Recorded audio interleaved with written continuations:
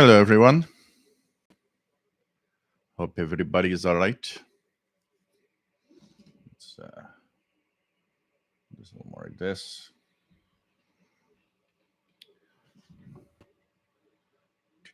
Really need to find a better place somewhere up here for the on the air. I'm gonna put back the parrot flag also. I need to put it back up. It's a little empty in the back with the wall. Nice to have everybody on board.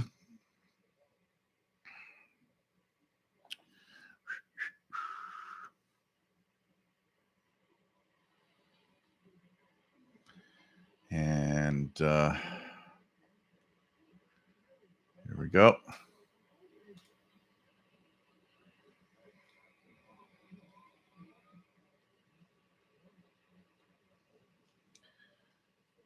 And welcome aboard. This is the live shortwave show, Saturday edition. Today, we're going to tune a little bit of the bands, try to find some B21 schedule stations. And now it's gone, but not even 10 minutes ago, I could hear WWV on 25 megahertz again. It's been a almost daily occurrence now in the past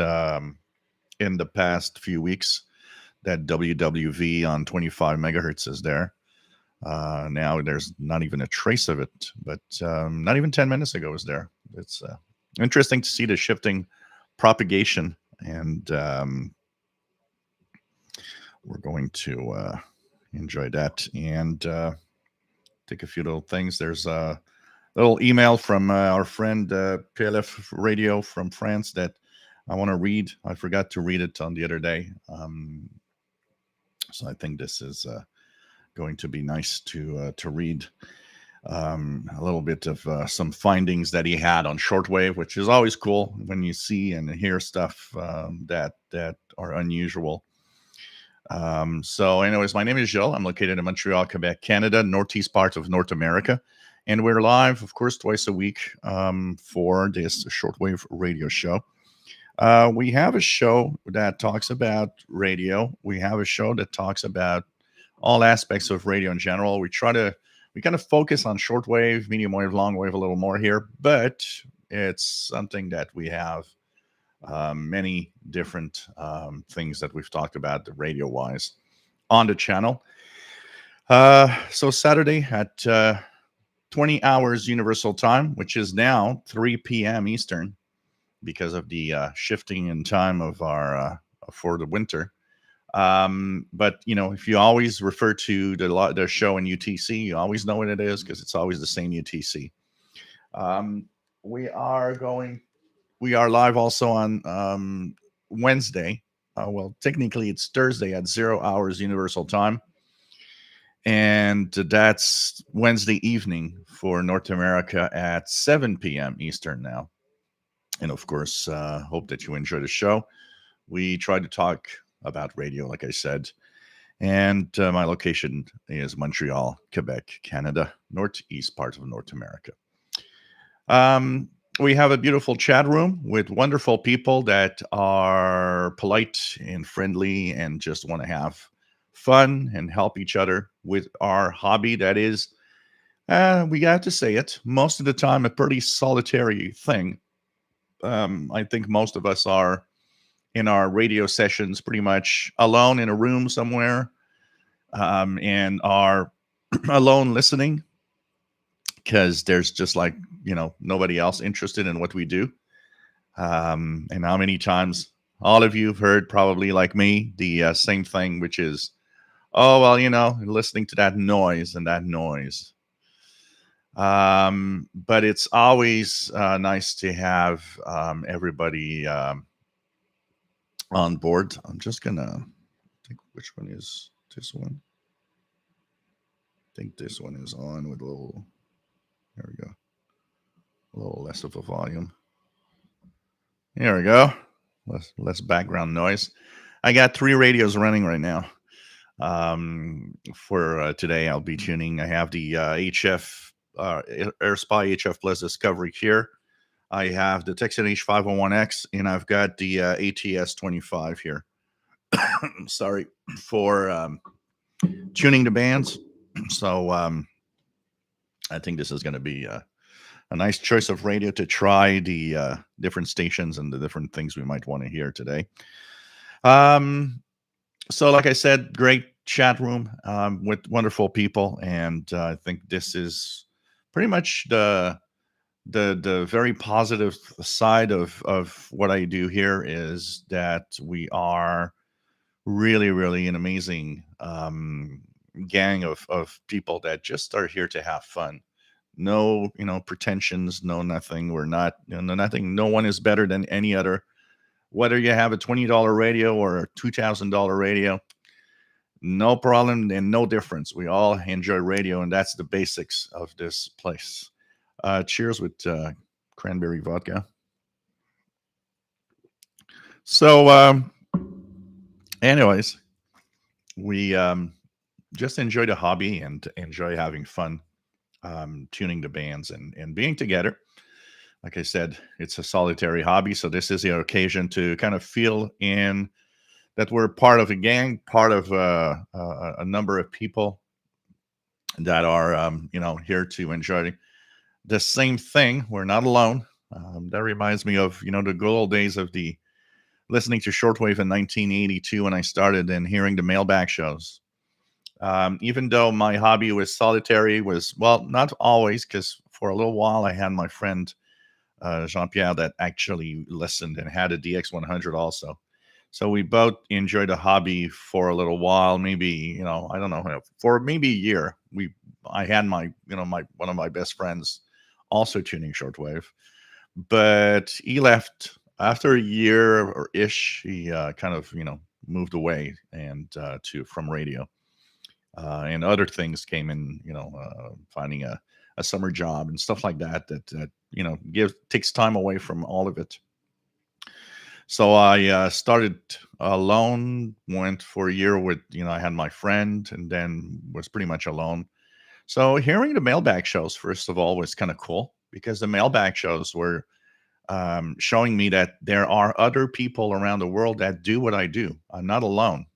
It's easy to wonder sometimes is how many people are actually doing this. How many out there? I don't know. And back then there's no internet, so knowing and finding resource of what we're doing was not this easy. When you start out, you don't know where to go, and you got no books, no nothing, and you're like, yeah, okay, so where do I start from here? And the mailback shows, well, was the first thing that I remember. For some reason, a lot of stations had their mailbag shows on Sunday. I remember. So one of the things I like to chase on Sunday was, mailbag shows. I want to listen to the mailbag show and hear the people listening in from everywhere. And then you listen in and you listen to DX shows, which are fun because you learn more about your hobby and they give you information that is, once again, difficult to find about stations to listen to and, DX targets and so on. But what happens is that you suddenly hear that, hey, there's radio clubs that exist.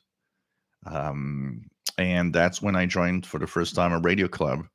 My first club that I've ever been a member was a French language club that was here in Quebec, COCQ, the Club on Cours du Québec. And, we sometimes talk about hams that are a little pretentious and that are not helpful in the hobby because they always think that, if you don't have $1,000 radios, you're a nobody. And not counting the fact that a lot of hams, not a lot, but there's a certain number of hams that if you're not a ham, you're just, listening. You're not the same league. You're not in the same level, which is something that I kind of hate because it's like radio is radio, whether you're licensed or not. And that club was like that. It was a club of some hams and some listeners, but all with the big gun receivers, the $1,000 radios. And I joined there, and when I joined, I had my Radio Shack DX302, which wasn't that great, but it was better than the DX100. And you feel you're not in the same league because you start looking at what people are using in that club, and they're all using radios that are much more expensive than I am. And the first meetup was a little bit awkward. The first meetup that we had, and I think it was organized by the club itself, didn't really, I didn't connect with these people. Even though I was in a club, even though I found it fun that there was information in the bulletin, the the meetup was kind of cold, and you just didn't feel part of a gang. Um, then I joined the second club that I joined was the Canadian International DX Club. Back in the days when the printed bulletin was mailed to you. And first thing I noticed on that club was there was something called um, the a radio festival. Sheldon Harvey had organized that with CIDX here in downtown Montreal in a church basement, and it was the Montreal Radio Festival. And when I saw that was coming, I of course went there. And it's very interesting because at that point I'm a member of both COCQ, the French Quebec Club, and of the CIDX, and which is a Canadian club. And not to go into politics or anything, but obviously the mixing of the two clubs isn't really that good. It's like the French language guys are just at a table, and they stay together, and then you have everybody else. And first thing I noticed, and that's the first time I've met in person Sheldon Harvey, and which was a well-known name in shortwave back then, and I heard him on Radio Canada International and all sorts of things like that. And immediately it became apparent that the CIDX club, which was much more we have fun together with radio club, and everybody was welcome. I felt welcome at CIDX. Something I never did with COCQ. But clubs existed, and now you had a meetup, and you were part of something. And this is cool because today we have this, and we have a way now on the internet to be together and have fun together with what we enjoy with radio, which is kind of cool.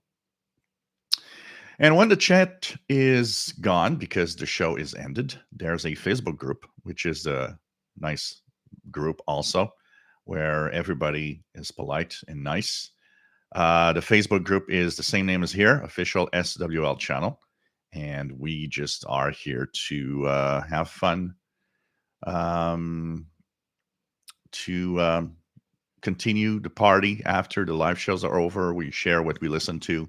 Lots of people sharing what they're listening to, and their catches, and their own comments and personal observations of all sorts of things, and the radios they have, and great gang of people just having fun with radio, and a very nice and polite group once again of people.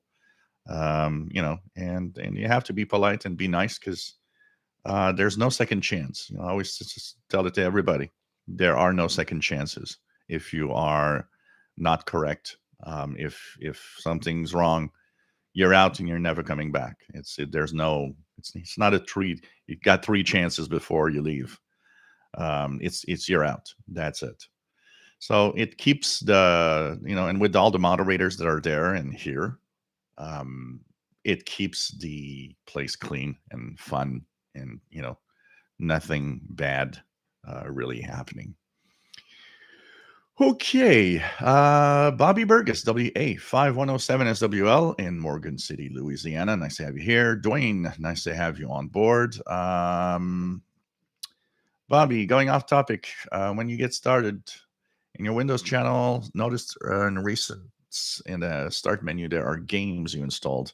Any plans on restarting your gaming channels? It's not that I would not like to. It's just that I don't have the time for it. I was looking this week. I played Secret of Monkey Island on the Amiga 500. The week before, 2 weeks ago, I was playing some Commodore 64 games. Um, and of course, I am back pretty much into the PC games thanks to the Xbox Game Pass for PC that I tried for a month, and finally, the free trial that's a month, and then it's like, well, this is fun, and it gives me access to a lot of games. So like I'm playing Forza Horizon 5 now, which is really a lot of fun for a racing game. And I've been installing, adventure games of all sorts, which I've been enjoying playing. And it's kind of fun because of the Game Pass, and you rotate the types of games that you have available. Well, every month, there's something new that I installed and I can play and have fun with. So I've been enjoying that. And like I said, it's really lack of time more than anything else for even playing games. I have a hard time finding some time. I usually play games before going to bed, like at 11 p.m. or midnight, because it's the only time pretty much left that I have for that. So maybe someday if I can, find more time in my schedule with everything that's happening in my life, who knows? But for now, I'm trying to keep to the two major channels that I have, which is the Shortwave channel here and the Windows channel, which are really the two important ones for me. For the rest, if I would have more time, yeah, maybe could be fun, but I don't have a lot of time for much more than that. Gary, 24 fan, nice to have you on board. Says sunny and a bit warm in northern Maine. I want to wish good luck on Monday. Thank you very much. And here it's raining. So, and we're not that far from northern Maine. It's gray, raining, and kind of cool, and actually maybe a little bit of snow on Monday.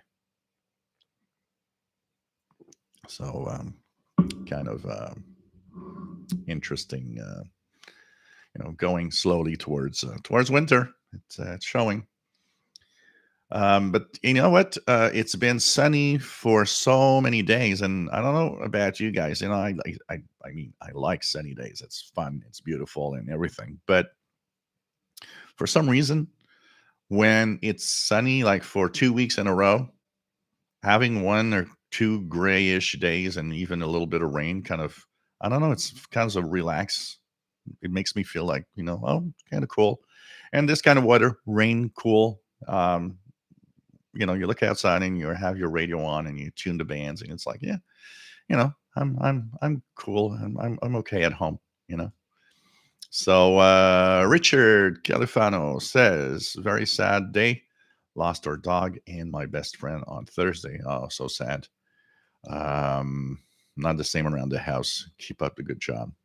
Well, hang in there. And radio, I think, is the best way to distract from these sad events of life. So really sad to hear that, my friend. Artist out of Crafter's Kitchen. Nice to have you on board from Massachusetts. He had the Satellite 800 on since 4 a.m. this morning. Medium wave is a whole other world, and shortwave very lively. What an incredible hobby this is. Absolutely. Rob, nice to have you here from Phoenix, Arizona. Always to have you. Nice to have you on board. We have EA3IEK, EA4998URE, which is David in Barcelona, Spain. Hope you are well, my friend.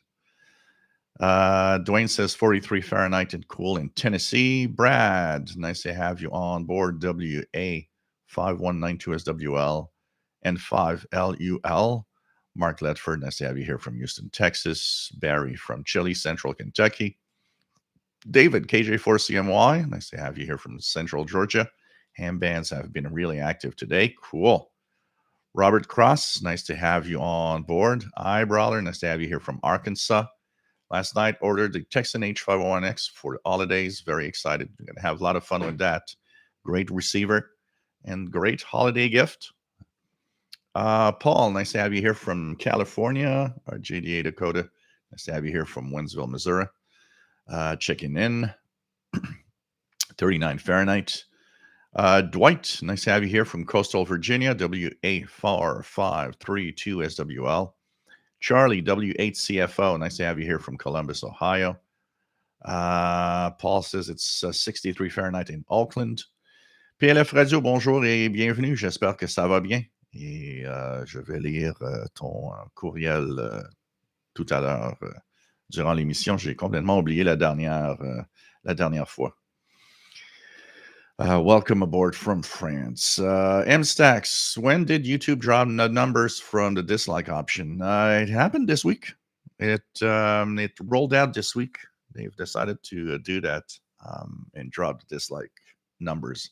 You can still dislike a video, but you can't see the numbers. I can, but no one can see them except the creators now. All sorts of ways to think about this. Some people say, well, this, kind of removes the value of the content and so on because you don't know. For me, dislikes were never much of a problem, but the, I know that there's, dislike bombing and trolling. So I don't know, by not seeing the numbers, one of the things for sure, because, it doesn't prevent you from doing it. But, maybe from not seeing the numbers, it's a little more positive because you don't have, people that were doing that because they wanted to have more and more dislikes now don't know how many dislikes exactly exist. So they're maybe not as inclined to, dislike, bomb, dislike, or, whatever. So anyways, it's one of those YouTube decisions. Tech Guy, nice to have you here. Barry, nice to have you here. Joe Tyson from Apex, North Carolina, KM4WRQ. Dean from Central Georgia. John Ritson from the UK, 2E0JGR. Nice to have you on board. MStack says WWV been very clean and clear for weeks on 15 megahertz. Artist Like Crafter's Kitchen bought a collection of Lithuanian 78 RPMs. All over 100-year-old. I don't know Lithuanian, but all I could think of was Radio Vilnius. No problem, PLF Radio. What else do we have? Oh, I'm going to say hi. Just check the email because I want to see if some people have checked in before I forget them. So email we have Elizabeth saying hello, saying that she feels a little better and that she's going to be enjoying the show today, listening on her Kenwood R5000. And she says that she's a little sad about one thing. It seems that somewhere around her, there's a noise source that is brand new. She says a lot of buzzing on the bands that weren't there a couple of weeks ago. And she says, as you say, this noise is a hobby killer. But I still manage to listen into stations. What is interesting about this buzzing is that it actually moves on the bands. So if it is buzzing one day on a station I want to listen to, it probably won't be on that frequency the next day. And even within a broadcast, if it's buzzing at the top of the hour, if I listen in 20, 30 minutes later, I notice that often it has moved up in the frequency and that the station now is back to being clear. It is annoying to have that buzzing when you want to listen to something, but at least it doesn't prevent me from totally listening. I would really like to know where this comes from. And that is the big problem about shortwave radio. It's really the buzzing. What else do we have? Nice to have you here, Richard Lemke from St. Albert in Alberta, Canada. And this morning was the EDXC meeting, Zoom meeting, open to everyone. And Sheldon talked about the CIDX. I was supposed to join, and what happened is some friends came over and we had some brunch. So I wasn't there available to be there, but hope that everything went well. I wonder how many people were there because when we talked about it last year, they were like 35. I would hope that this year there were a lot more people joining in on the EDXC. So nice to have you here, Richard. Um, what else do we have? What else do we have? Let me just. By the way, I have a little something coming my way that I want to test. So it's Dave Zental and 9 EWO that talked about it. So, there's these noise canceling boxes, like MFJ makes one where you can kind of use that to cancel noise. Well, there's a Chinese one that is a lot less expensive than all the ones like MFJ that is available. And he was wondering if it works or if it does anything. So I saw it and I decided to order one to test out. So it's the X Phase, how do they call it? Noise canceling X Phase. I'm just going to give you the name here in a few seconds. Okay. So it's called, I ordered it from Amazon, the QRM Eliminator X Phase. Qrm Canceller Adjustable Signal Canceller in a aluminum shell, and it comes with the power cable because it uses 13.8 volts. So it is roughly about 45 to 50 US dollars. I was so curious about it, I decided to take a chance and see if that thing works or if it's a piece of crap. So, of course, all the details will be available on the channel when I test that noise canceller thing when I get it. So it comes from China, so it could take a few weeks before it gets here, but it'll be nice to check that out.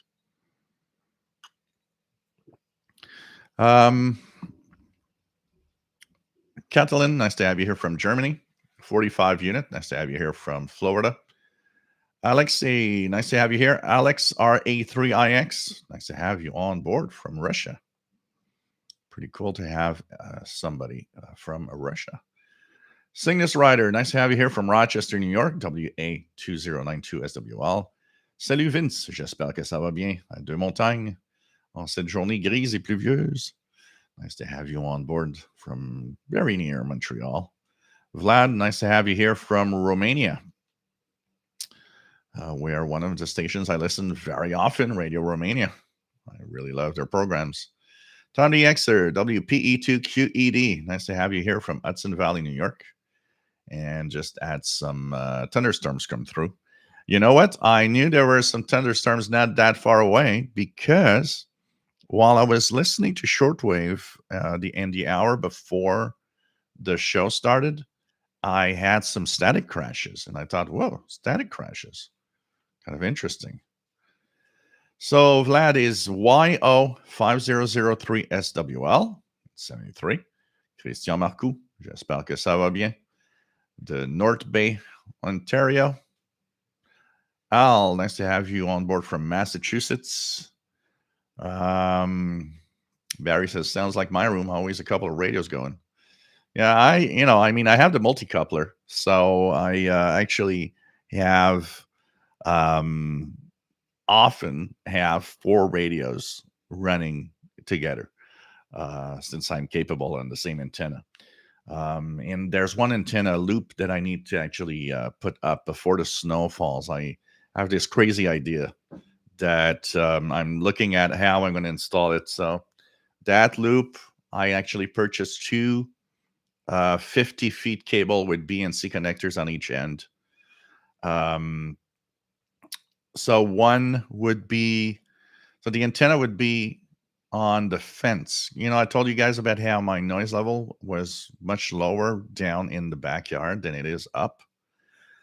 So my crazy idea is, why not put a loop there? And since somebody gave me a loop to test out, I decided maybe that could be good. I put the loop on a wooden pole, and I will put that on the fence. I will actually clip it on the fence, and find a way to pass the first 50 feet of coax to the bias T, which is a 12-volt bias T for that antenna's amplifier.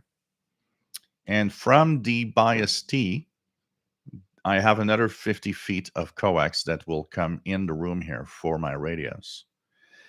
And the idea behind it is, could that be much better than, say, my MLA30 in the balcony? If it is, that could be very interesting.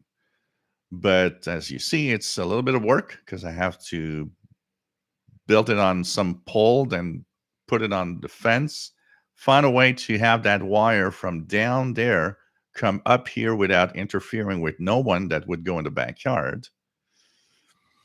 So I'm just thinking, how exactly will I be doing it?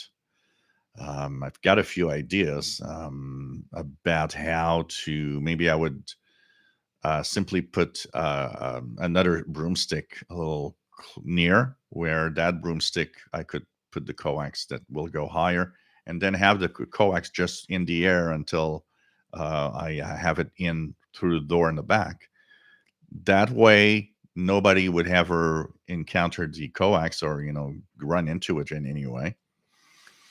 And the antenna where I would put it, well, it won't interfere with no one. It will be just on the fence. Somebody will just notice that something new is on the fence, and that's it.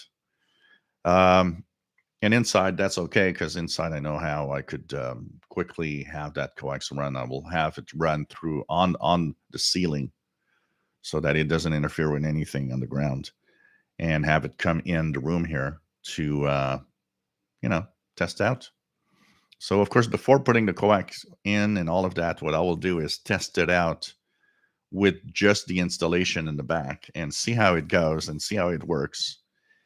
And if I see that it is indeed better, then I'll do all the rest and have the coax inside. So, anyways, I have to try to do something like that in the next few weeks. Because once the snow is going to set, it's not that it's difficult.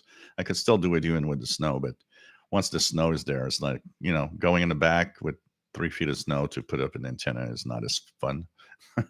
A little more work, basically. So anyways, I'm going to check that out for sure. Rainbow, nice to have you on board from Great Britain. What else do we have? Rufus Newt, nice to have you here from Laurentian Valley, Ontario. VLF Radio. My AM course going well. There's still 5 more courses before it ends. So, and I every time, a couple of times a week, I go and answer the questions in the questions pool, and I'm starting to look for an examiner that will help me pass the exam. So, things are coming in. Robert Cross, so Mark Ledford, cheers, nice to have you here. Paul says, what beer does Paul the cat prefer? Any beer that has catnip. Robert Cross, I have the same problem every time I listen to Shortwave. I always get in my ear. Do you not listen to anything else, only the noise? Yeah. Vodka and cranberry juice. Then V, nice to have you here, Dan. Need some sunspot stuff. Super Bowl channel 27025 not active here. And 37 Fahrenheit snow showers in Ohio and 8WJZ. So yeah, we need some activity for sure. Just everything real big suddenly. Let me just put this here.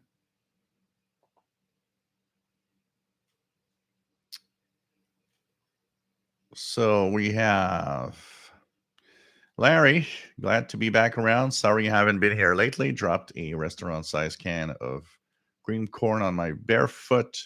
Broke 3 toes. Ouch. Lots of time to listen to radio. Thank God for radio. That is, I'm not, something that could have happened to me so many times, especially with, all sorts of cans and cat food cans and all that. Oh man, you want to go too fast. But especially the big cans that are heavy, it's easy to break something. Well, heal well, my friend. And radio is, of course, good for that.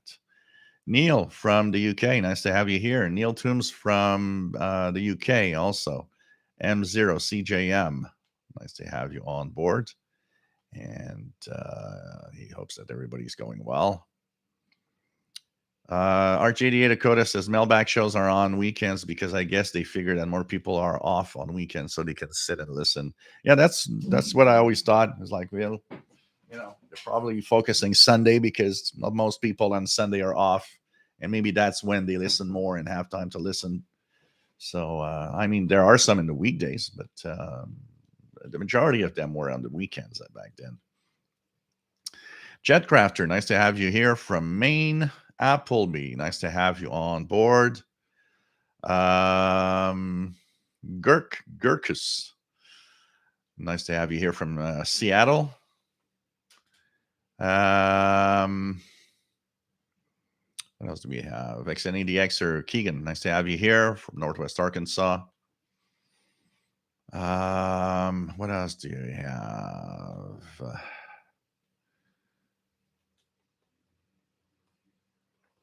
What else do we have? Rick, nice to have you on board from Milwaukee. Girk says, wish the 501X had hairband. Yeah, some people like that. I personally don't really care, but I know a lot of people kind of like the fact that some radios have the airband on it. So, unfortunately, nope, doesn't. Mr. Lucky Train, nice to have you here. I haven't dropped in by months, but glad to be back. Sure, you've mentioned it previously, but how is studying for your license going? Will you have it during Christmas? So we're going to check out. It depends on how I will pass my exam and find an examiner to do that. So there are a couple of options, including one that is online. So I'm going to see what I'm going to do. I'm going to try to get it before because the class is going to end at the end of November. So I'm going to try to get it before Christmas and get my call sign. But will all depend on how easy it is to find an examiner and have somebody pass the exam. And 6 RLS, nice to have you here, Robin from Berkeley, California. It's always nice to have people coming back after a while and saying hello. Mark Ledford, did the brand name Zenith TV make shortwave radios? Yes, and the, for example, are called the Zenith Transoceanics. They did indeed do a lot of radios. Long time ago, though. Long time ago. I doubt Zenith as a brand had any radios much later than maybe the 70s. I don't think they made much after that, or if they did, they didn't make the stores because we didn't see any Zenith branded stuff after the Zenith Transoceanics and tube receivers. But it was one of an interesting brand. I still have here the old Zenith VCR that my dad had purchased in 1984. Still works. The only thing that was changed was the belt that is in it, because over time the belt just like wore off and a new belt was installed and things were back to normal. It's that thing is like super heavy. It's built like a tank compared to today's VCRs, or well, when we could still get VCRs pretty much, and they were so light. Like the Panasonic I got here from 2000 weighs nothing. But that Zenith weighs a ton. PNF Radio, what about the VHF, UHF channel? You know what? For now, it's in a dormant state. The problem with VHF, UHF is that apart from a few things like, satellite listening or VHF DXing on the bottom, on the, lower part where sporadic E can happen. The problem with the VHF, UHF is it's very local stuff. So it's not well suited for a international audience, because unlike shortwave where I listen to a signal, but you can maybe hear that signal, the problem is with VHF, UHF, unless it's, like I say, satellites or stuff like that, you don't hear the same thing. So it's very hard to kind of make anything on the VHF, UHF. Plus, a lot of the stuff now is using digital modes. So, and I'm not, I don't have a radio that really does all the digital stuff. The ICOM ICR30 does some basic digital stuff, but nothing more. Nothing more. So this is not something that is necessarily, of interest for a lot of people. I'm just going to check something here.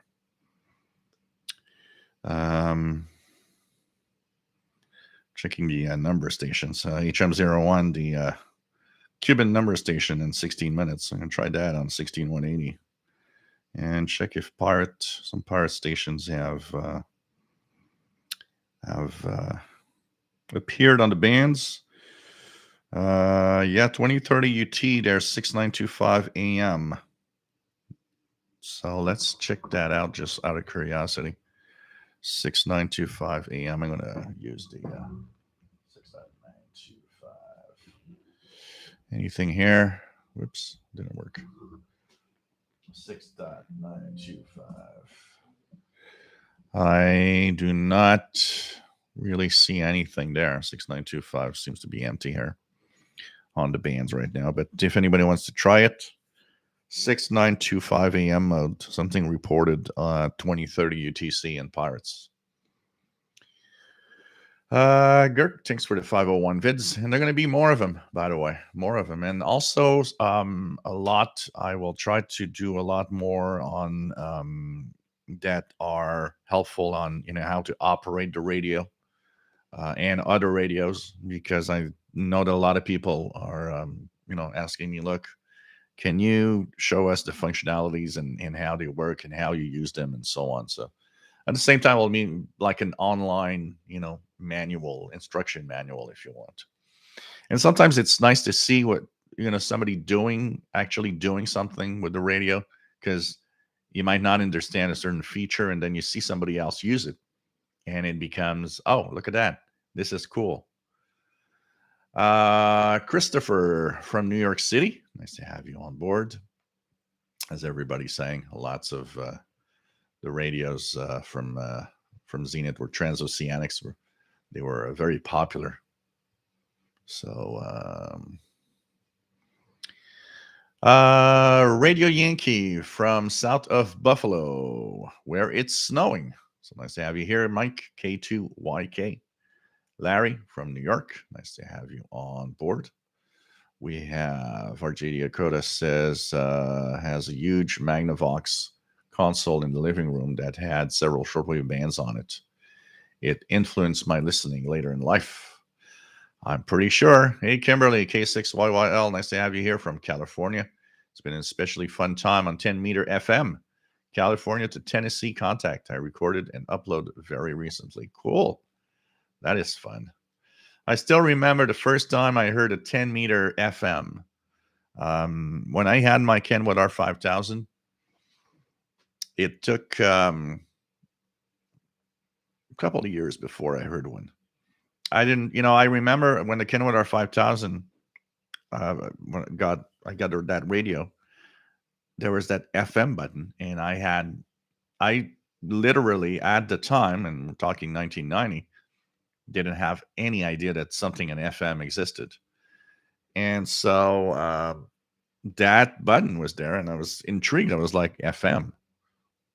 There's no FM on shortwave. And it's It's interesting because it's not even on the Kenwood that I actually heard my first FM. It was on my scanner radio. I had a scanner radio that went down to 29 megahertz. And one day, using the scanner radio with the rubber ducky antenna, I scanned from 29 up, and there pops up something which intrigues me a lot.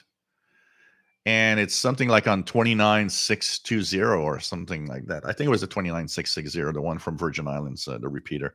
But I didn't know what it was first. But clearly, when I was listening in, I was like, okay, wow, these sound like ham radio operators, and it sounds like a repeater, like on 2 meters. This is so weird. But I could hear the call signs, and the stations were far away. And I'm like, whoa, what's that? And I didn't know at all that there were repeaters on 10 meters on FM. So I immediately, like, I was outside. I immediately started like almost running home because the first thing that I thought is, oh my God, I can use that FM mode on my Kenwood for the first time ever. And I punched in the frequency, and the Kenwood got it even better because it was on an outdoor wire antenna. And I punched in FM, and it was like, look at that. My first ever FM radio listening. And it was fun because I just, I left it there like all day. I was just so happy. It was like, look at that. There's some FM stuff. And the second thing that I heard on FM out of the 10-meter band was in the 25 megahertz range.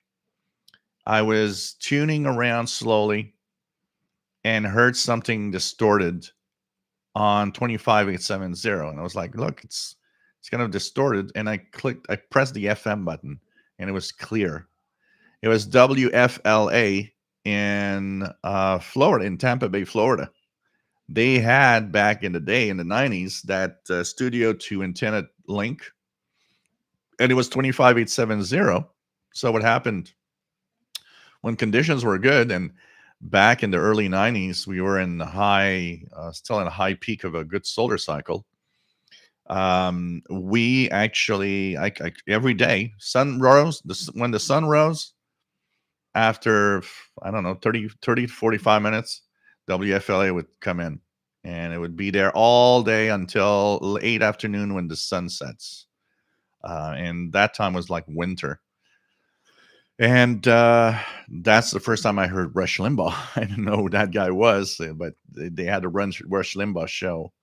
And that was really the first time I had heard that.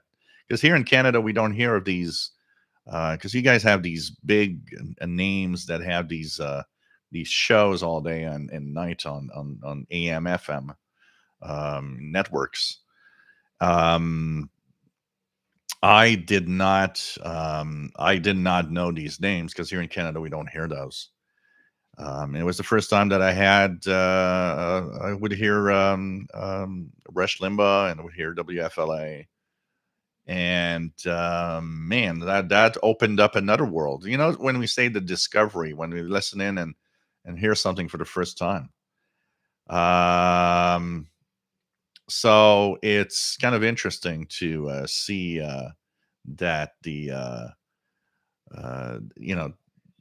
when you listen in, you find all sorts of new things, and you just didn't know. Especially back then, I was still, it was missing from my knowledge.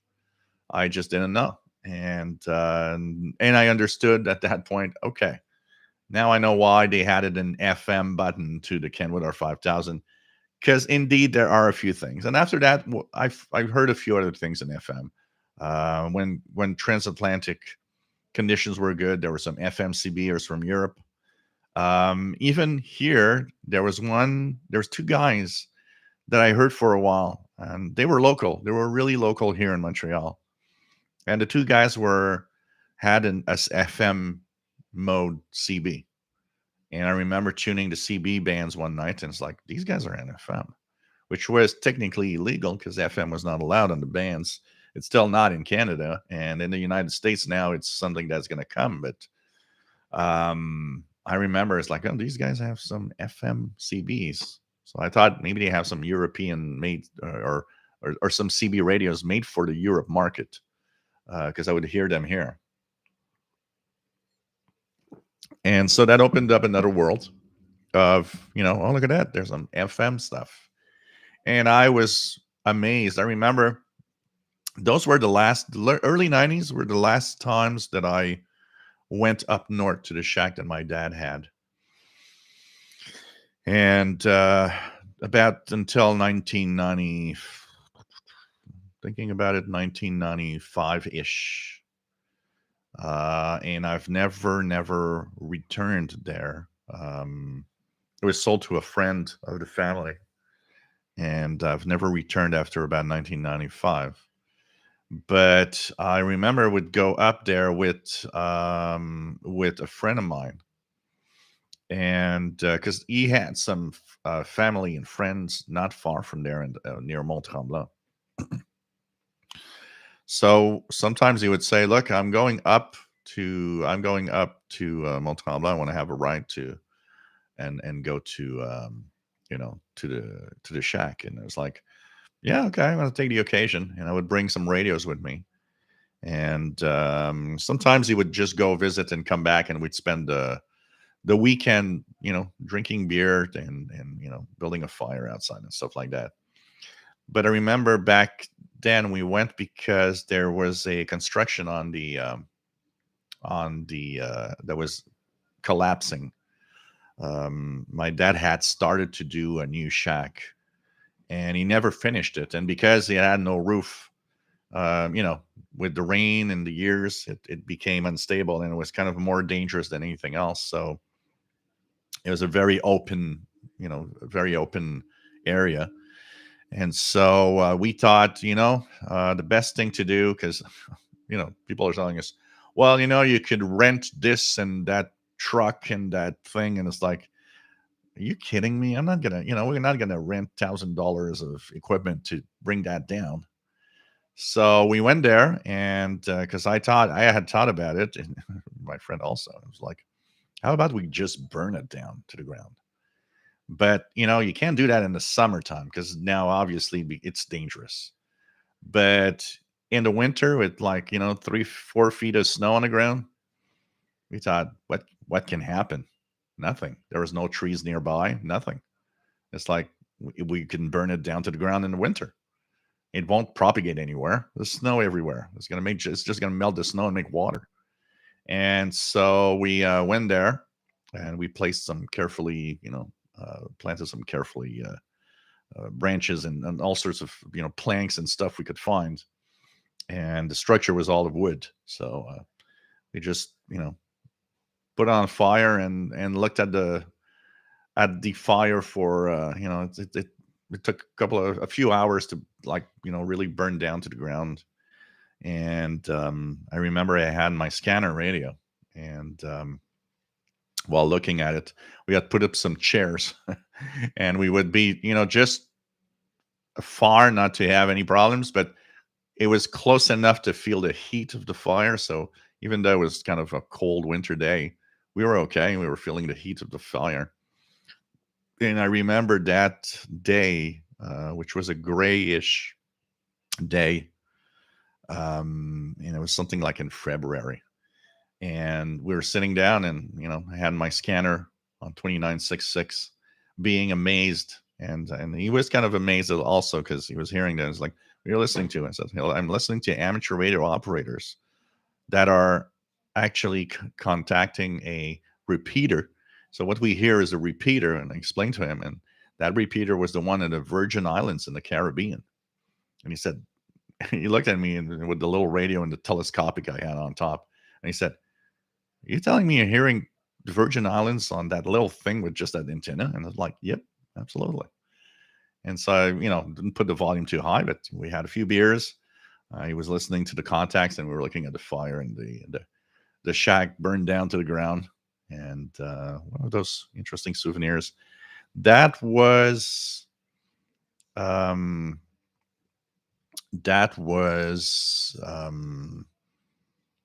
after that we sold to a family friend the place. I actually wanted to purchase that, but it came at a point which was really wrong.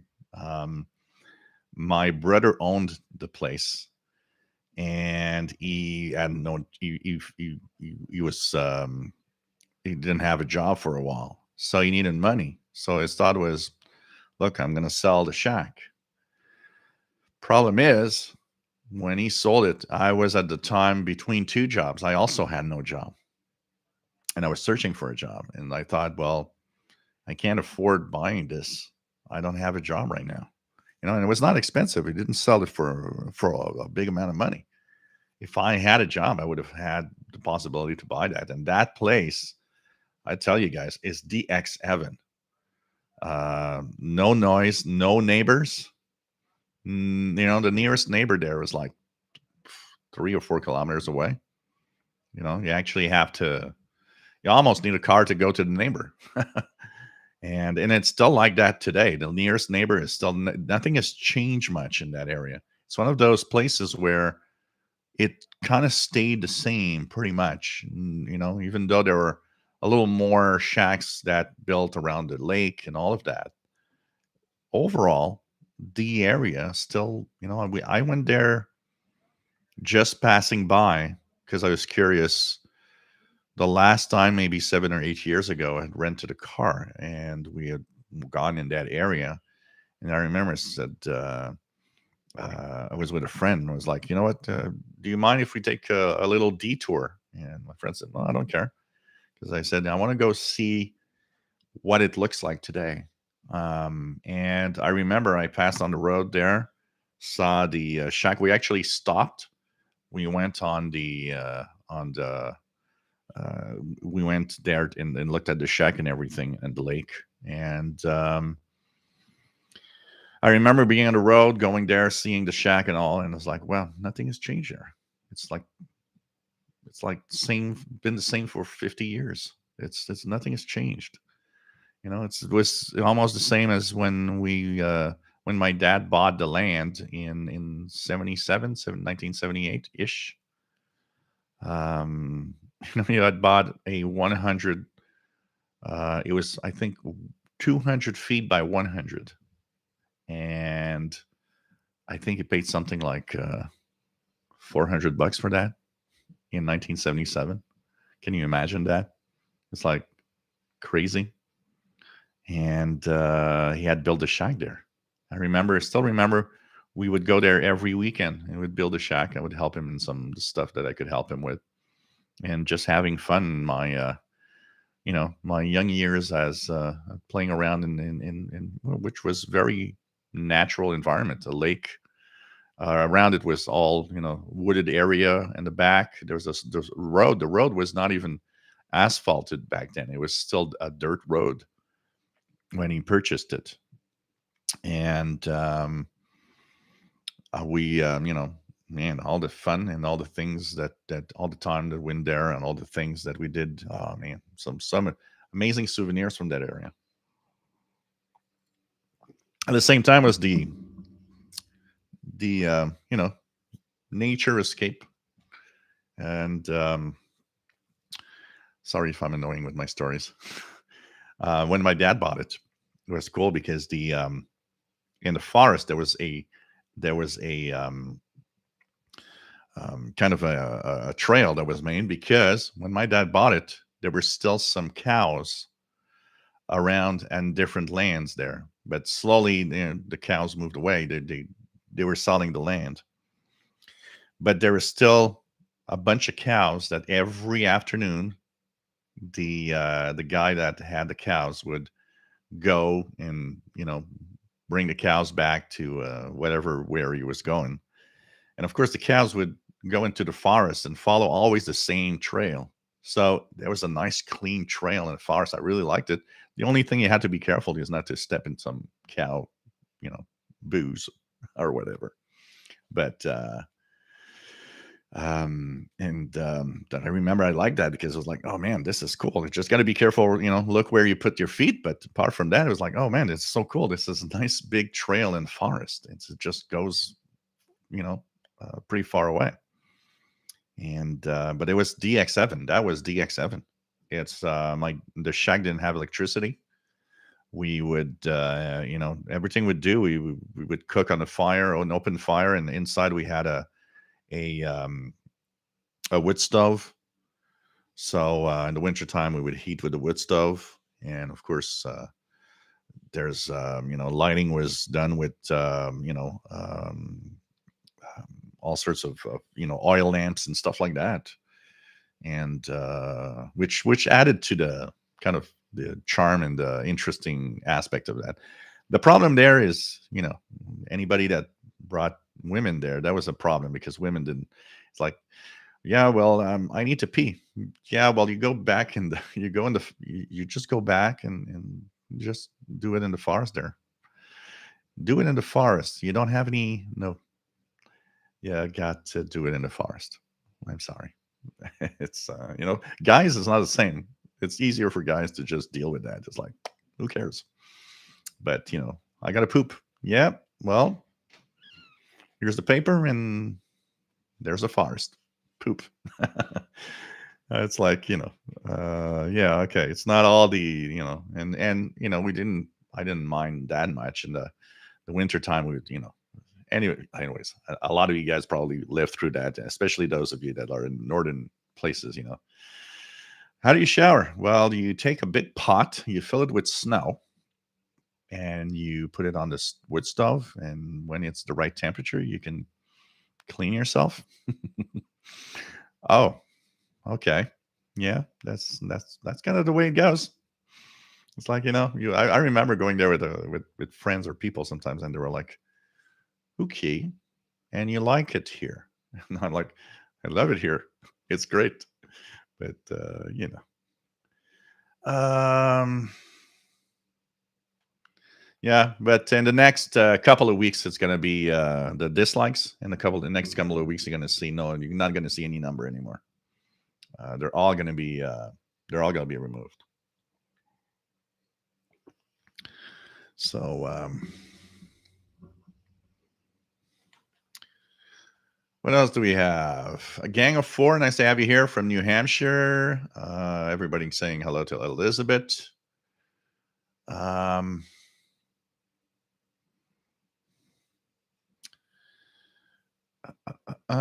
else do we have? What else do we have?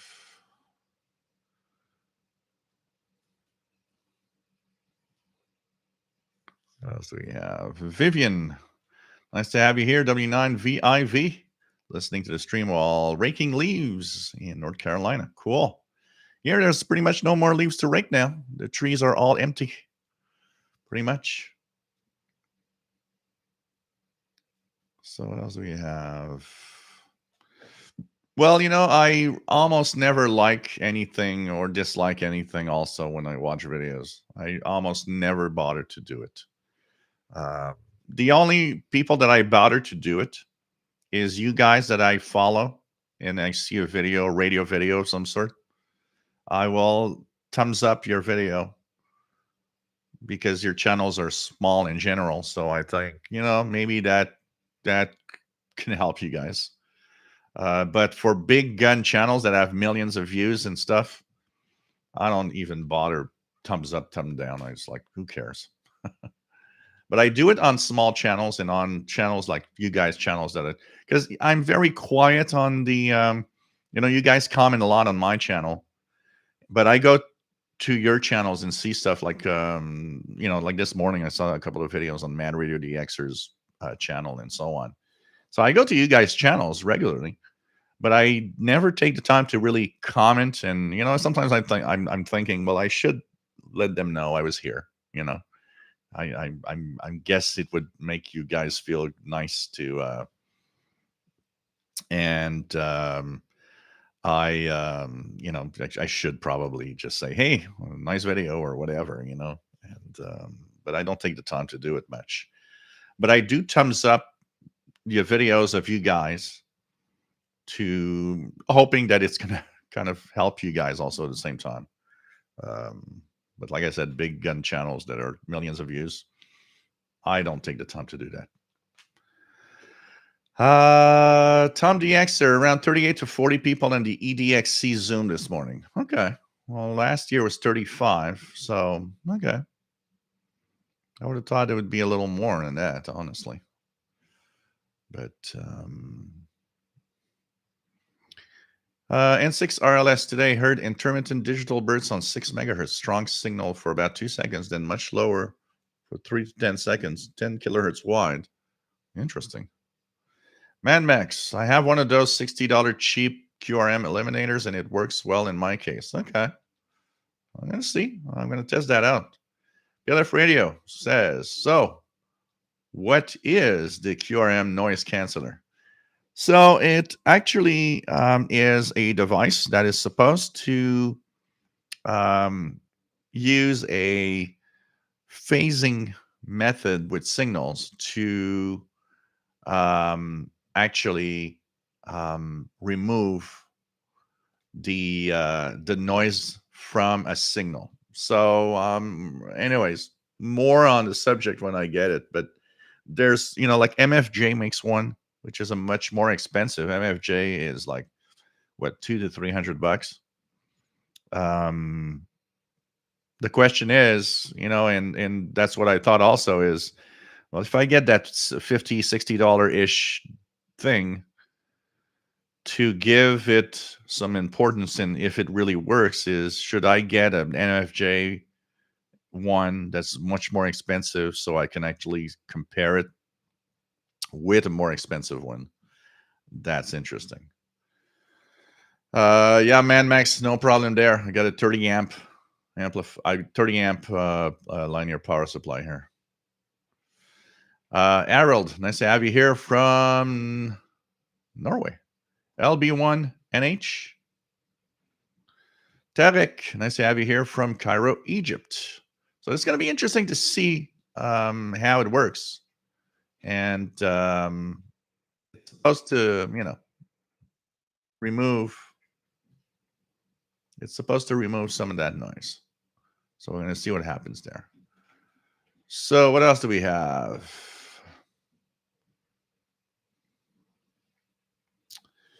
Let me try to get as fast down as possible. Andy New, nice to have you here from the UK. MH3007SWL. Handy Coley, nice to have you on board. Kathleen, how to remove the noise from the PC? Is there a galvanic USB isolator? If you're talking about SDRs and stuff like that, you can purchase SDR USB cables. I'm going to show you an example here that have these chokes on them. So you see this one? This is a USB one. And look at the choke in it. This one actually has a choke on each end. These remove the noise from USB cables and help you, of course, have better experience, especially with an SDR that's connected through a USB cable. It's important to have these because it totally removes the noise from the computer to the SDR. Some SDRs, it depends on how the SDR is actually constructed, but some SDRs totally suffer from the fact that you have a bad cable. The Blind Picker, nice to have you here, Rob. W0RAB, Blind Ham in Connecticut. Tarek, did anyone manage to catch Radio Cairo yesterday around 15 UT on 9440? I tried and I did not hear it here. At that time, it was not the best time for that frequency to Egypt. But I did see tons of report of people saying that they heard Radio Cairo on, but with no or distorted audio. Glenn, KB9IN, nice to have you on board. And he's enjoying his Seudon R108 and Texan PL310ET. Cool.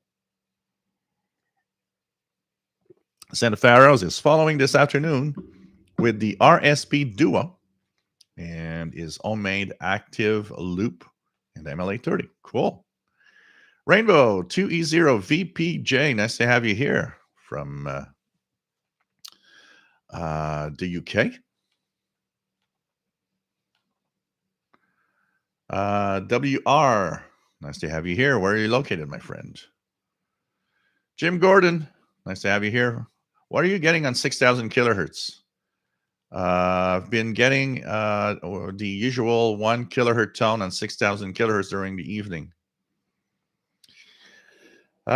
Usually in the evening, you should be getting a radio of Cuba on 6,000, but they have tons of problems, so it might not be very good. Right now,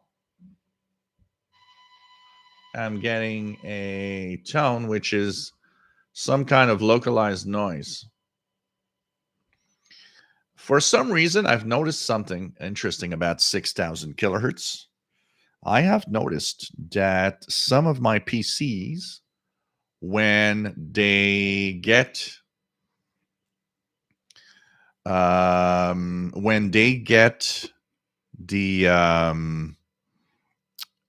the graphics card going, for example, my Acer Nitro 5 gaming laptop that's in the living room on my 70-inch TV.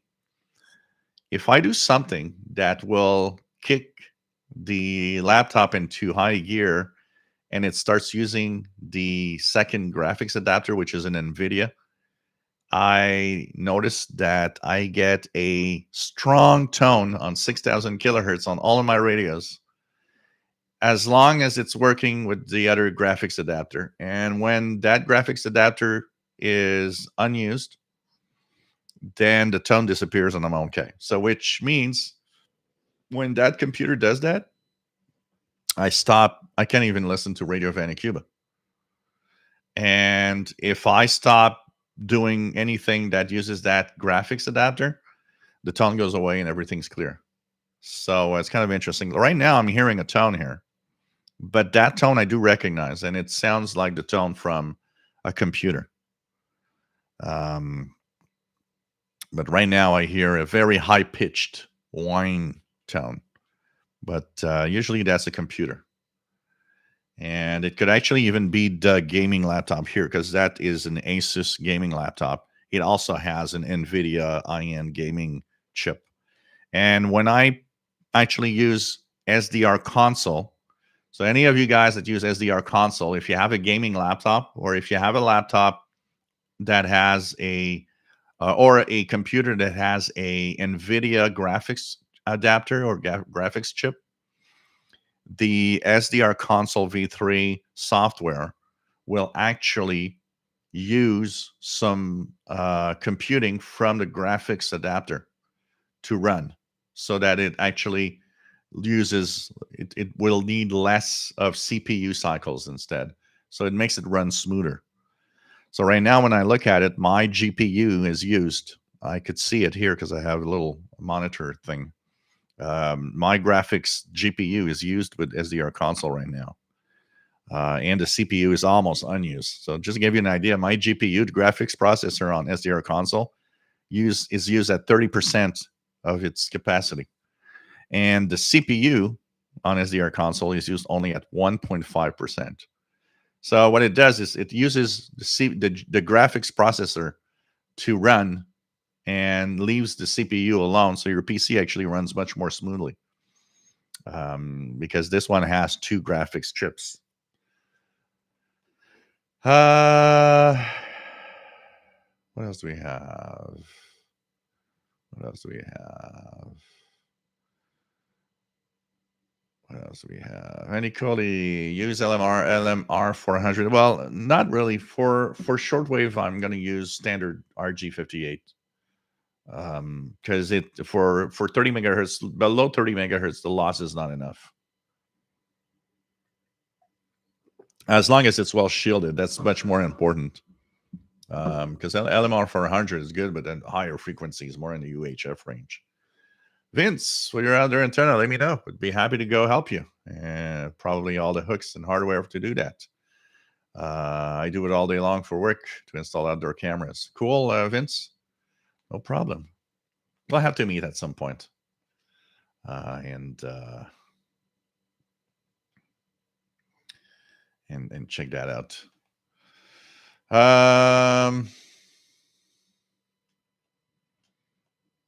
What else do we have? ADX or the beer I prefer is a root. Good AAW root beer. That I gotta say is the best root beer. I can tell you that. Harold, when you set up an antenna at minus 30 degrees Celsius, it works the best. Yeah, you come home with all your frozen parts, and it's like, okay, that thing better work now.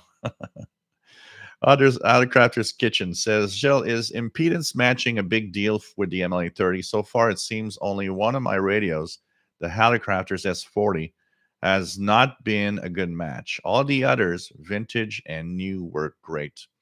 You know what? I have noticed that not all radios like the MLA30, as you have noticed. Even within standard, um, tabletops and portables that are not that old, there is a difference in performance on the MLA30 with the radio you're going to choose. I'm not sure it's the impedance matching. I have the impression that it just doesn't connect well with some radios.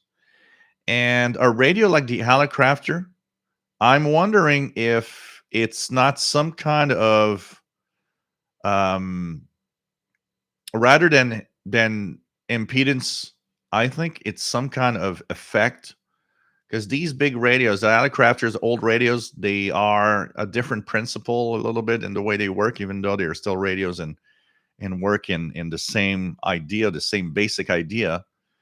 They are tube radios that are um, heavily constructed on the fact that they use the power of the wall socket and all of that. I have the impression that changes something in how the MLA30 reacts with the radio.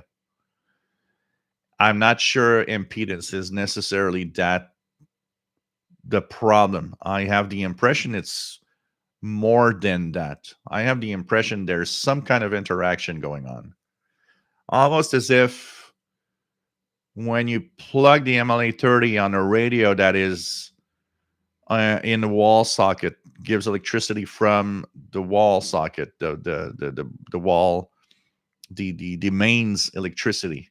Um, there's some kind of loop going on of something, almost as if it's canceling or it's very weird. I'm trying to explain it in a way, but what I've noticed is on radios that are connected to the general electric outlets of your home, the MLA30 seems to be less interesting than with a portable that is on a standalone battery power, which really, really kind of makes me think that since the MLA30 is powered also for a lot of us by the mains, because it is indirectly through, say, the bias T of your SDR, which gets power from your computer, which gets power from the wall socket. I don't know if you get the drift here. I have the impression there's some kind of big ground loop or whatever going on in there. It's but you are right in that assumption that it doesn't seem to work well with everything.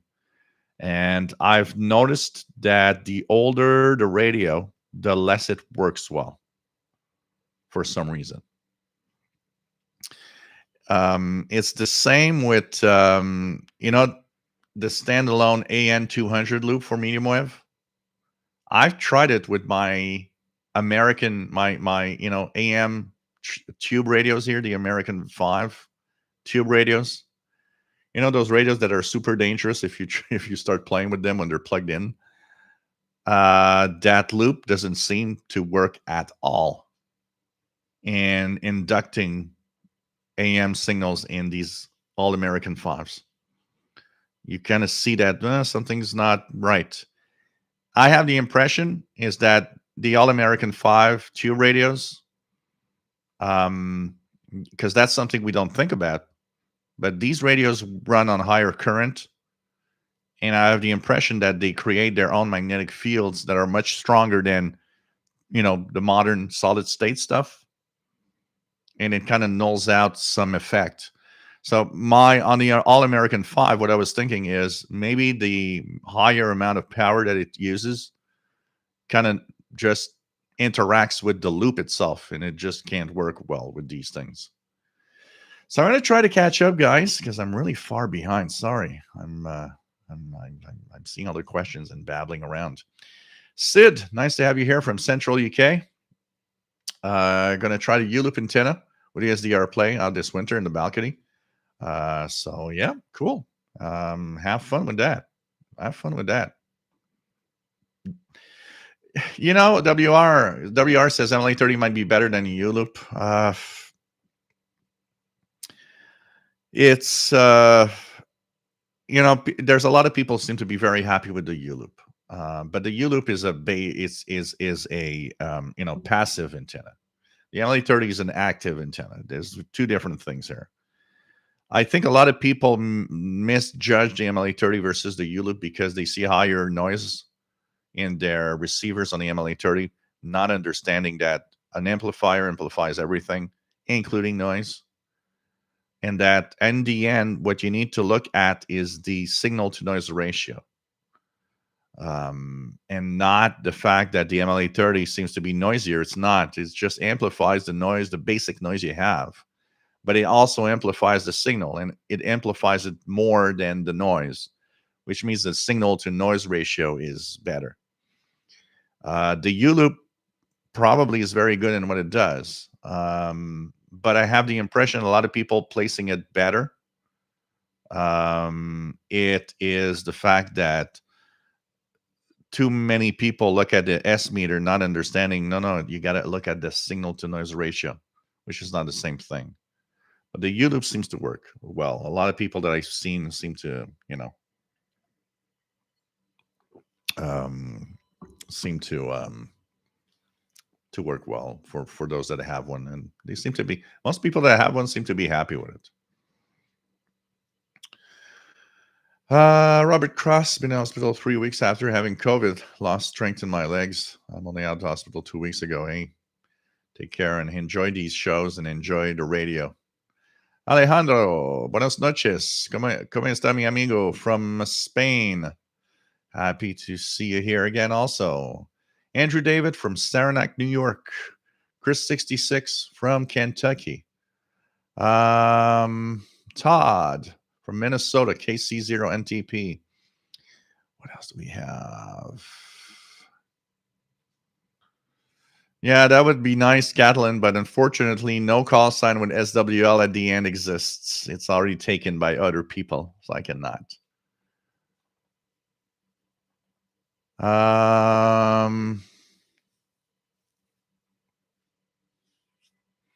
Paul, which is better, an outside long wire, high-end indoor loop like at Wellbrook?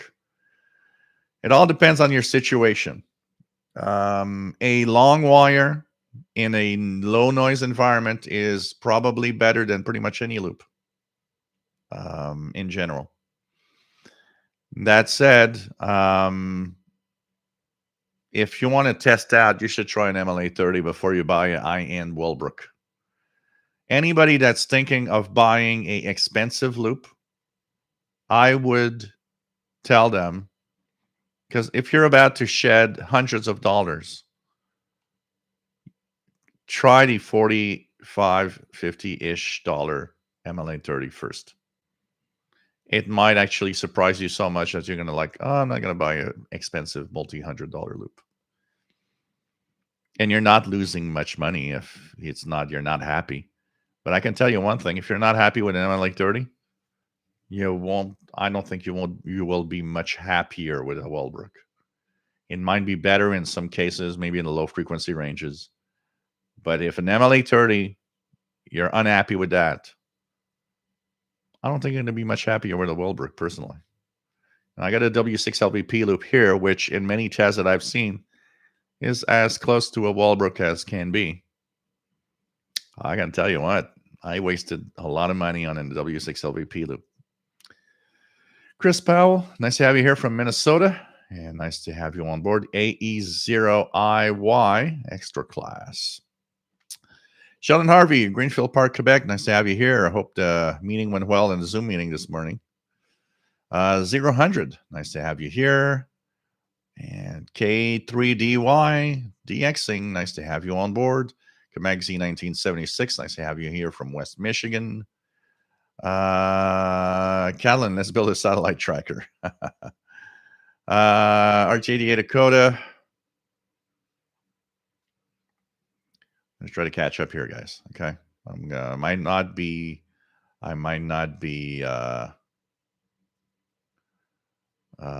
answering as many questions. I'm going to just try to reach down the list as much as I can.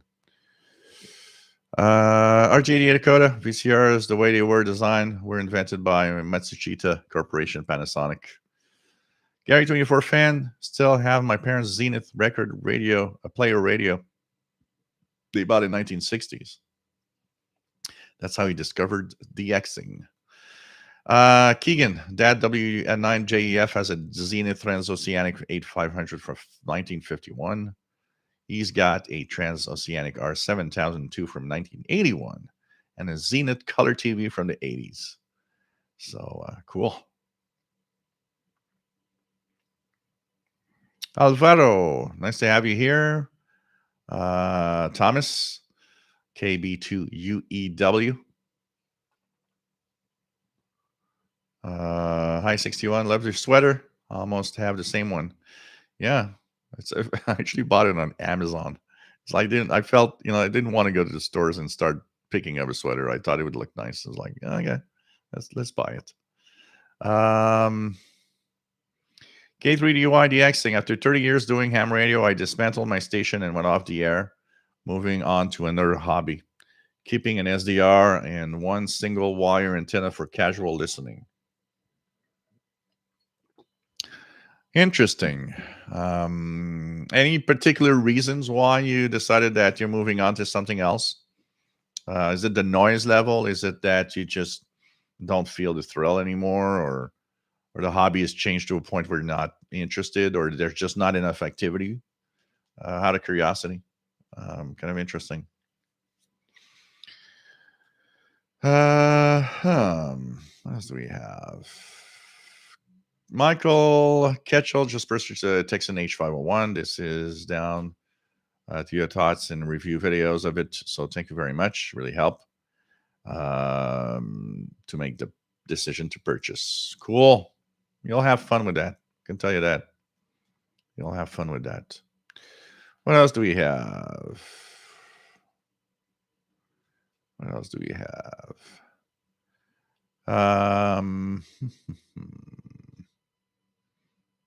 Barry, in the process of uploading a video now on some odd sounds I recorded over the years on CB radio. So one sounds like the Over Your Horizon radar, if you're interested. Okay, cool. What else do we have? Let me try to reach down as fast as I can.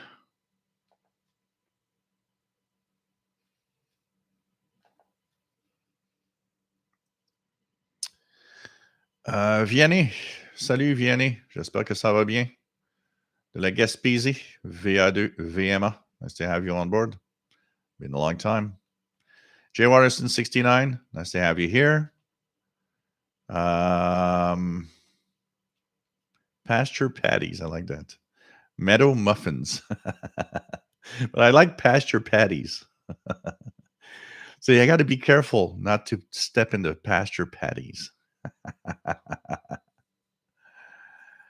Man. K to 6 YYL says 10-meter repeaters. Yes. I do simplex FM mostly. Skip to repeaters in New York as well. You just need to know the frequencies and the PL tone. Man. Baby wipes for emergencies and cleaning. Myrtle Beach. Nice to have you on board from North Carolina.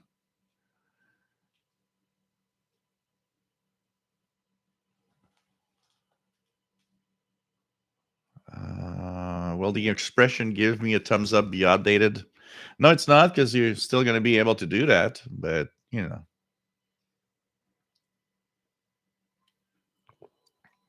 Worst is I never say give me a thumbs up when I do videos. I always say just subscribe if you're happy with what I do. I rarely say give me a thumbs up or anything. It's kind of a natural thing.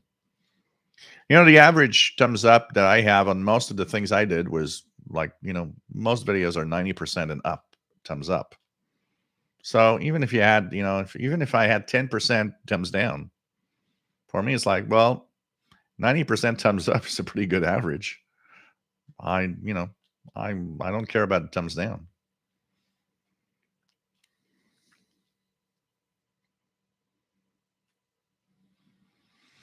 Yep, absolutely, J. Watson 69.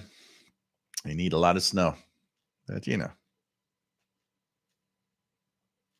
what else do we have?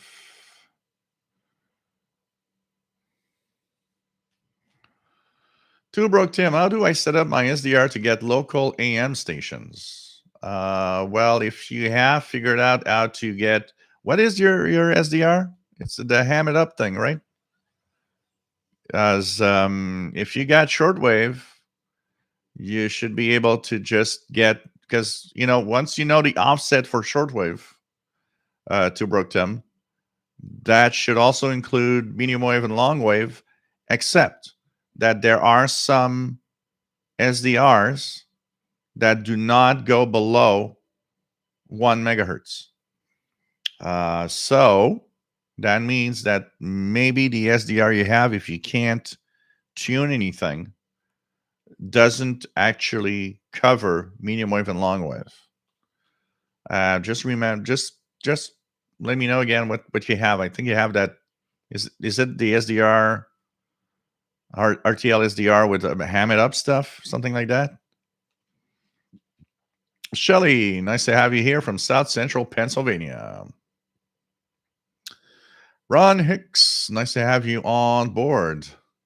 The plastic stand that holds my Texan at an angle broke. Any suggestion for fixing it? Yeah, that happens so much. With all portables, if you are not super careful and break it. What you could do is contact Anonco, and for a very low fee, you will have one sent to you. Anonco sells all the Texan plastic stands in the back. So you can either do that or do what I do, because I've got a couple of radios that the stand is broken. My Grundig G5, Texan PL600, maybe one or two others. I just take a book and put it on the book. But if you want to have a stand, Anonco sells the stand for pretty much all of the radios.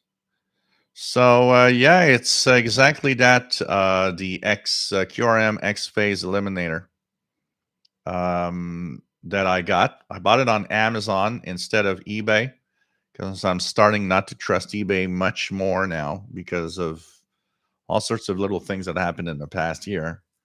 So when I see it on Amazon, even if it's sometimes a little more expensive, I buy it there. Although the one I purchased on Amazon is actually less expensive than the one you just showed me here. But yep, that's the device, PLF Radio. Ron Hicks, I was thinking of anyone online could 3D print me a new one and would be worth it. So yeah, maybe, but they need to know the exact size, and remember that little thing has little pins coming out that have to be put in the radio so that it holds there. So you may be better off just purchasing one off of an Anonco.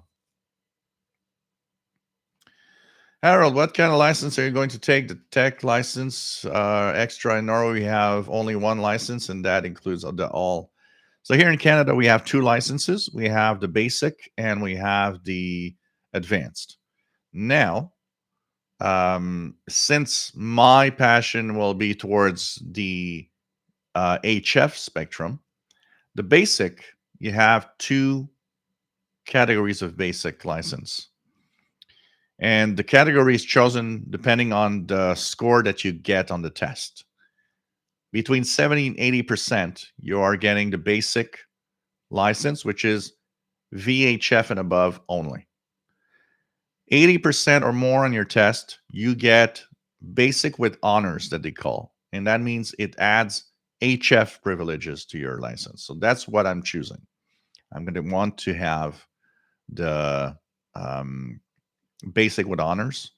So all I need is a score above 80%, and I will have HF privileges also.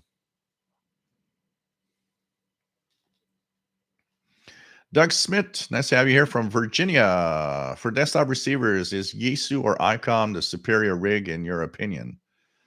You know, I got an ICOM R8500 here, which I almost never use. I find it nice, but it's definitely not my first choice as one of the desktop receiver, if you want. I think it's carefully choosing, anyways, whatever receiver you want to get. Whether it's a good old Kenwood, because Kenwood doesn't make radios anymore, receivers anymore. Kenwood, Yaesu, ICOM, they all have positives and negatives. Older ICOMs have some interesting ones, like the ICOM, the venerable ICOM ICR 71A, something like that. S6RLS QRM eliminators due to radio signal what vocal removers do for music by reversing the phase of part of the signal. It cancels it out. Less effective with shortwave than music, but same idea. Yeah. Out of curiosity, I'm curious to see what it's going to do. And, WR is in Poland. Cool. Mark Drager, nice to have you here. Thursday night on my car radio, clear channel 650 AM faded out and male voices were heard.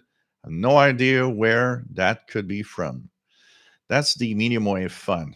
Trying to find out what the stations are.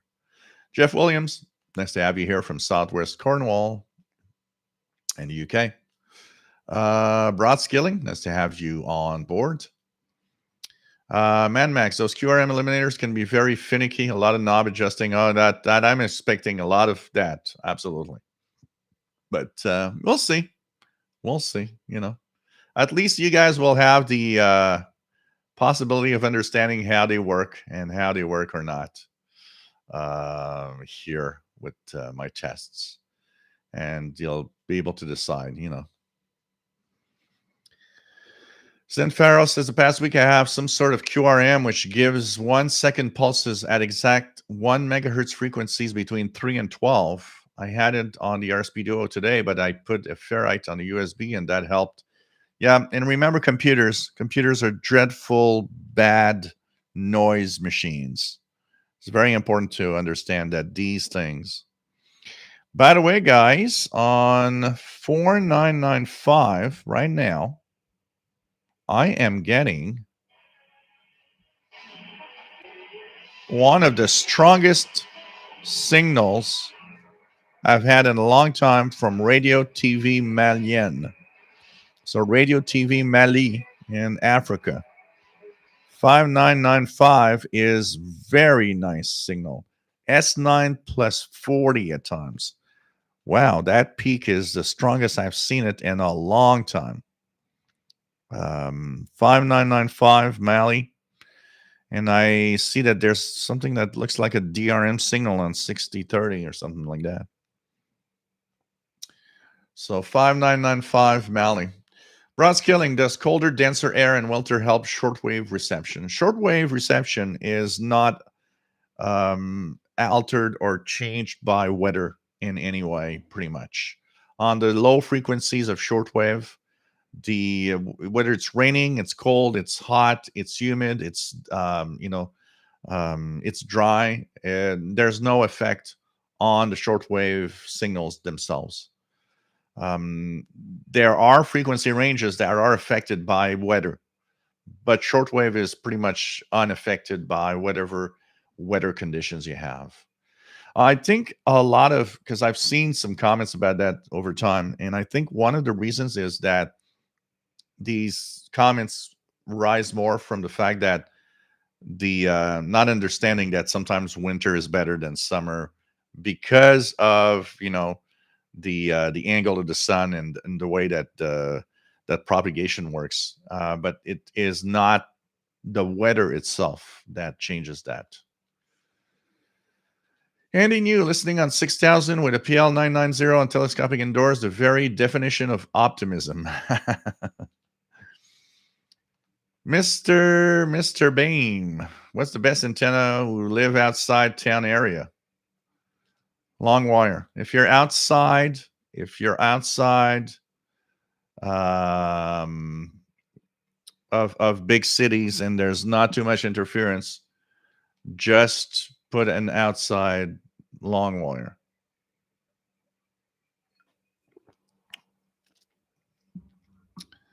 Scott Belcher, not only does SDR allow for waterfalls and all, do you think they could lead to cheaper ham radios?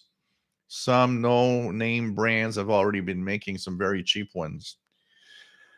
Yeah, A-Log 2112, good afternoon.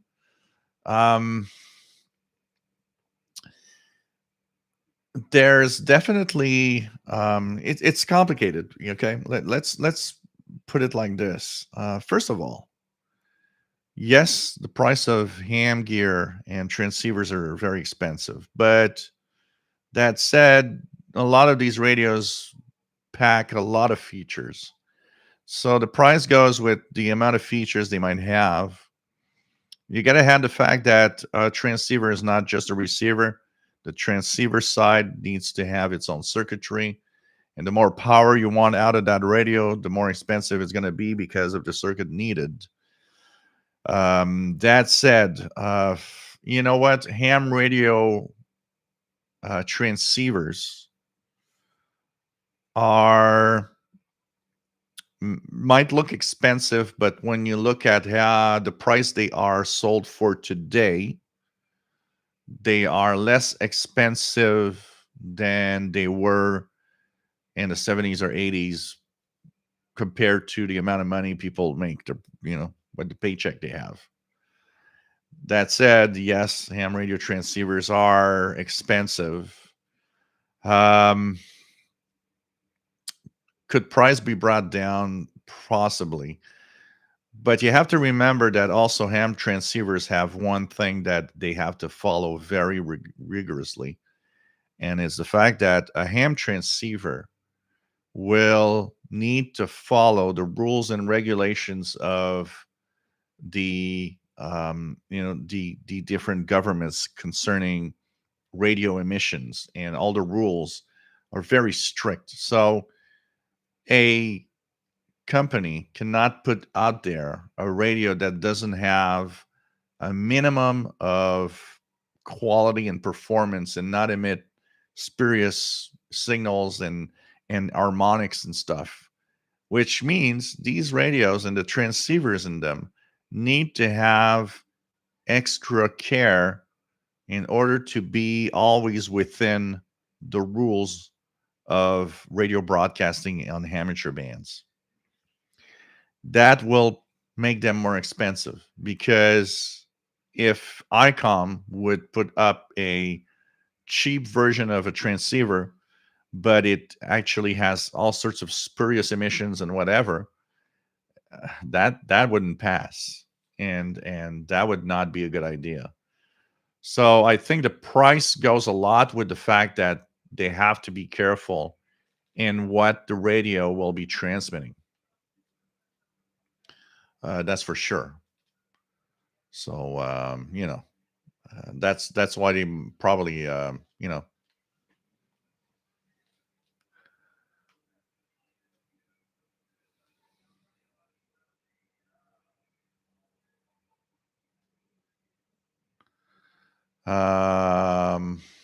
else do we have?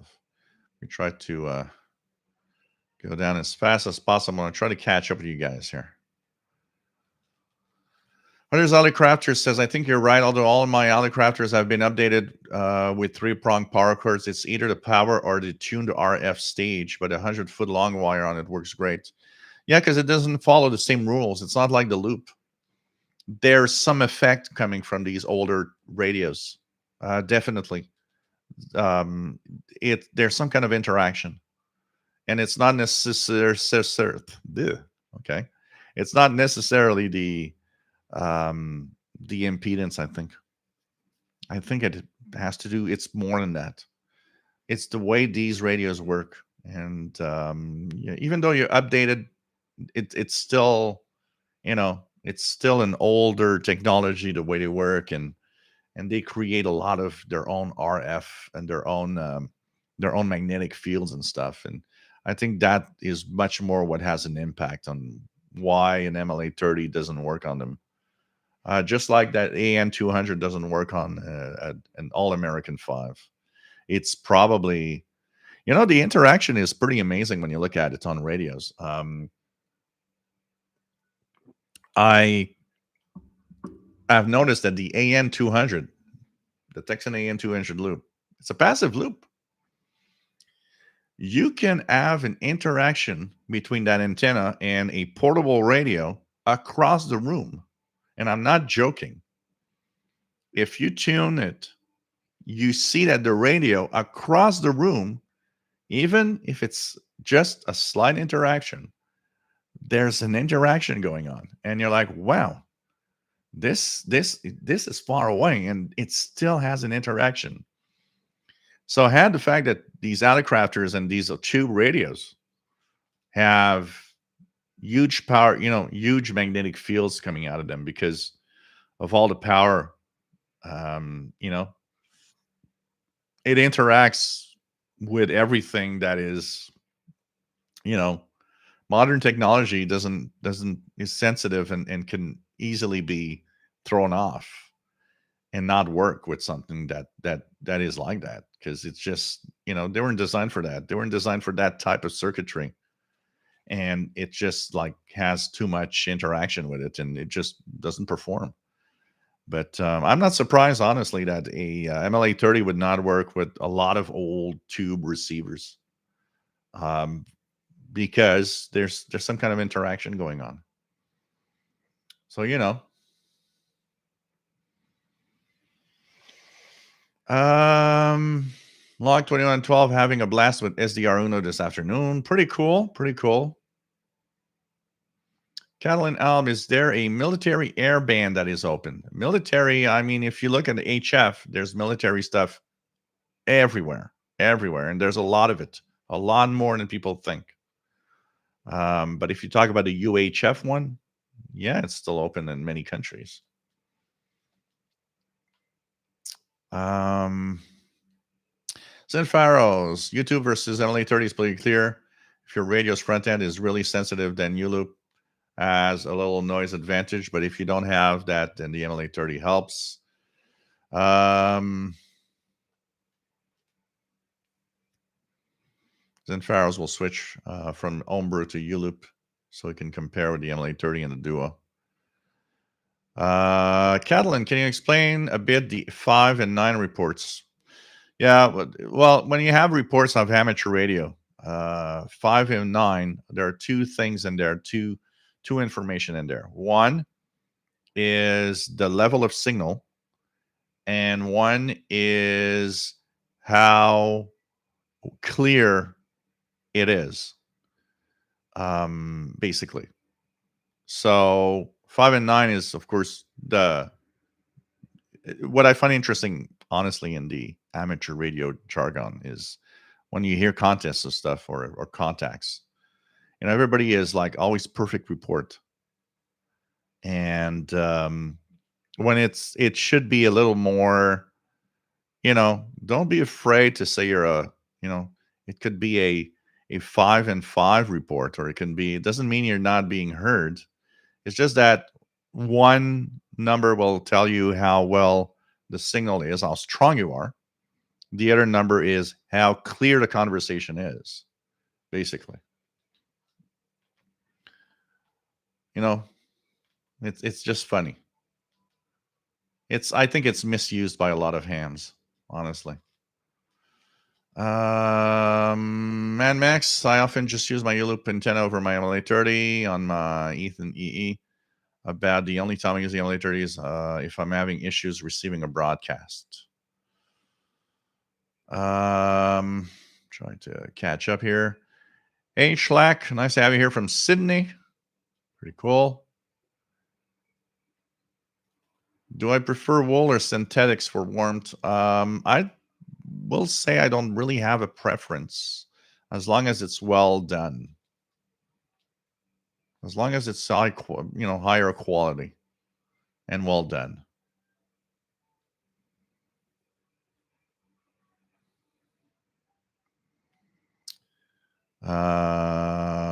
K6YL calling it land sharks. WAJB. Hey, Jim. Nice to have you here from North Carolina. John Engstrom. Nice to have you here from Sweden. Nice to have you on board, my friend. What else do we have?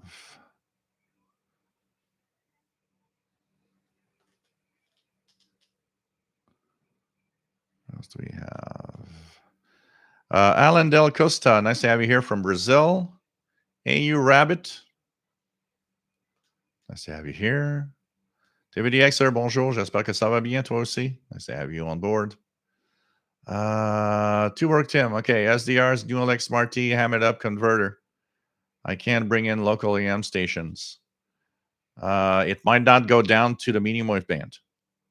I don't know exactly. What's the coverage? Did you see what they told you about coverage?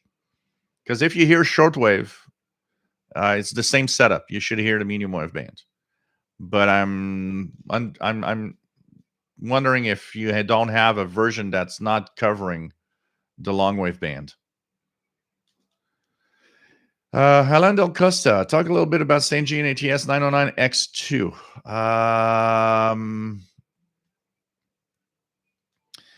Just to answer the question, High 61, is this one wool?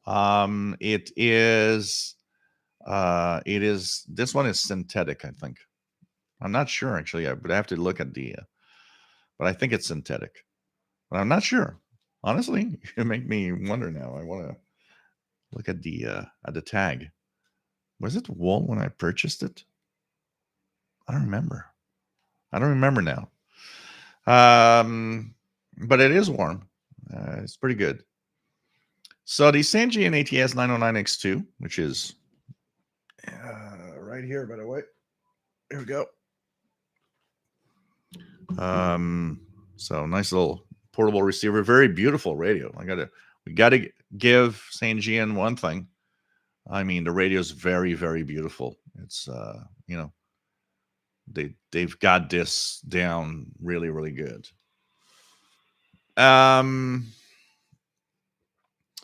It is, because I'm trying to use the proper words, not to get people going crazy, because people are sensitive on the radios they have, and sometimes I say things and they're like, well, you're wrong, and blah blah. It's a overall it's a good radio. It works well and does well what it does, but it has flaws. And every radio, no radio is perfect. The Texan H501X has this fluttery SSB on 10 meters, for example. It's like, I don't know why. Some kind of instability. There's a few little things like that you got to note on every radio. The radio is sensitive. It will give you all the stations you want to hear. It works well. Its tuning is nice. In overall operations is nice. If you have one, you have a good radio. Well, my observations on it is that there's a few flaws that, for the price that it's sold, should not exist. One of them, the fact that it's off frequency. It's not on frequency. It is off. So that is one big flaw for a radio at that price, personally. I would not complain if, like the Texan receivers, you could calibrate it. Then we wouldn't even be talking about that. Here in my environment, it has FM breakthrough of all the FM stations. The airband is useless, and some part of the shortwave spectrum is just jammed with FM broadcast interference. If you don't live in a place where there's a lot of FM stations, it won't be a problem. It's really like here, my environment is rough on that. but it shouldn't be for a radio of that price, honestly. It's inexcusable that they don't have selectable bandwidths for single sideband. You're stuck with one bandwidth. Come on. I don't know who decided that. The worst part is the AM band, the AM spectrum, the AM mode has several bandwidths. You can choose your bandwidth on AM when listening to shortwave, but you cannot on single sideband. What idiot decided that was the way it's going to be? Certainly somebody that doesn't know what shortwave and listening to single sideband signal is all about. Useless feature, the variable bandwidth feature that they actually plug in real well in the radio saying, hey, this is amazing new technology to improve everything. No, it just craps out everything. I don't know who decided on that. Probably the same guy that said, hey, you don't need variable bandwidths on single sideband. Useless feature. So there's a few things like that. It's not a bad radio, like I said, but it definitely for the price is not what we would expect. But over that, yeah, if you have it, it works well. But it wouldn't be my first choice personally as a radio for that price. I would go to I would actually have buy a Texan H501X way before I would buy a Sangean ATS 909X2.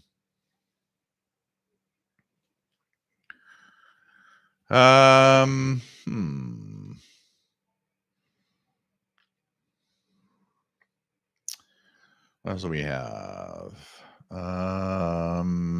Bill Mead, nice to have you here from Pennsylvania. Let's try to catch up here again. I'm moving, and I'm 20 some minutes. 20 some minutes before we get to the top. So Catalan, do you have a transmitter? Oh yeah, I got a Yaesu FT450. So I do have a transceiver right now. So I can use that first. Log 2112 loves his R75. Hang on to that icon. It's a nice radio. Scott Belcher, there are 3 in the US. General, second level to do HF. And ours have to be renewed every 10 years. Yeah, here, once you get your license, it's for life.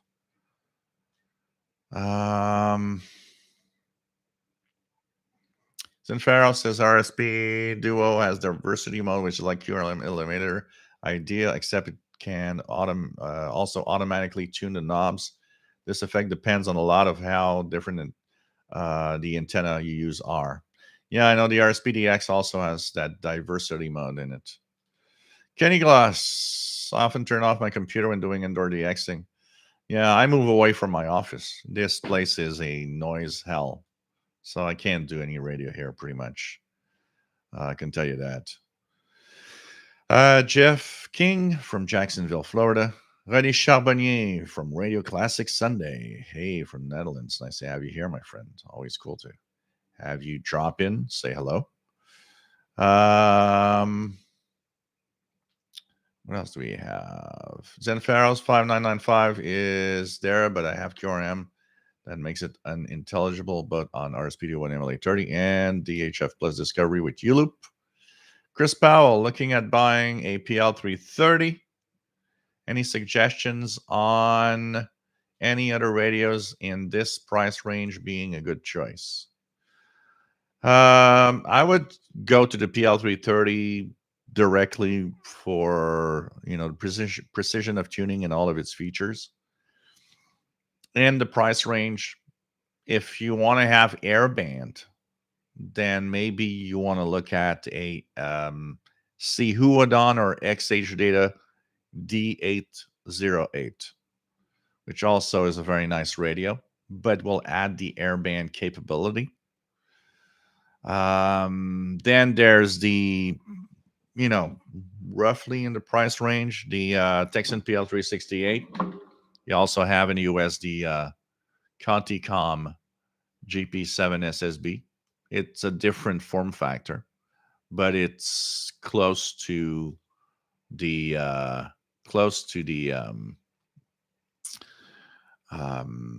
you know, performance of the PL330. It's almost like a PL330 in a different form factor. Has pretty much all of the same features in it. And the Countycom can be purchased from Countycom in the US, which, if you are in the US, is an advantage in their policy, the return policy, and their exchange policy. If you have problems, is very, very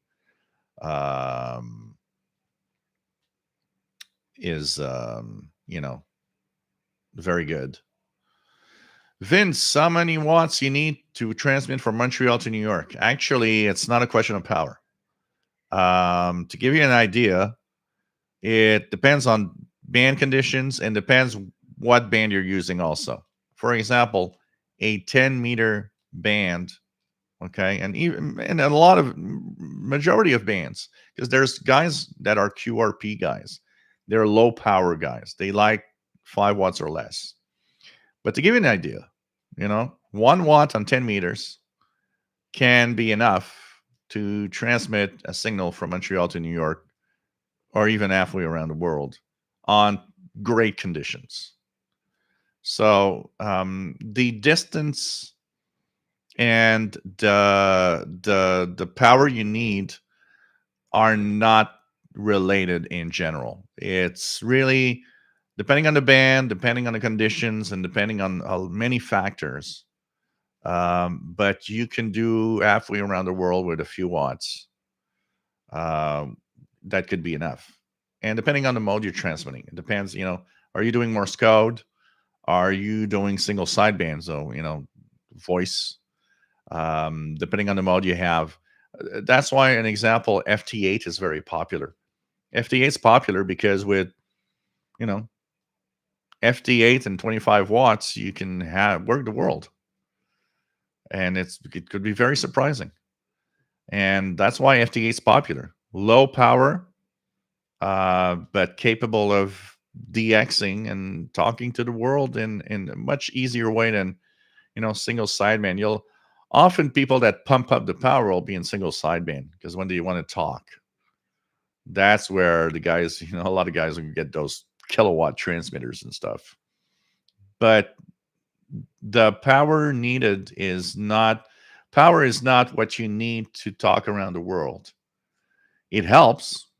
Of course, a 1 kilowatt signal has more chance of being heard across the world than a 1 watt signal, but it's not the power level that decides if you can or not talk from North America to Europe. It's much more than that. So it really, really depends on the mode, depends on the band, depends on the condition. But you can have contacts across the world for so very, very small power, honestly. William Helms, nice to have you here from Florida. Yes, thank you very much for the good luck on the surgery. I'm not yet stressing on it, but I got to say that I think tomorrow will be the day I'm going to start thinking about it a little more. Eric Cottrell, nice to have you on board. And he says, in ham radio, everything is 59, regardless of how well the signal is heard. Exactly. That's what I hear all the time. It's like, oh yeah, you're 5'9". You're 5'9". Come on. Not everybody is 5'9". I'm sure it's not everybody's 5'9". Please. Oh God. It's almost like an easy way to just, who cares?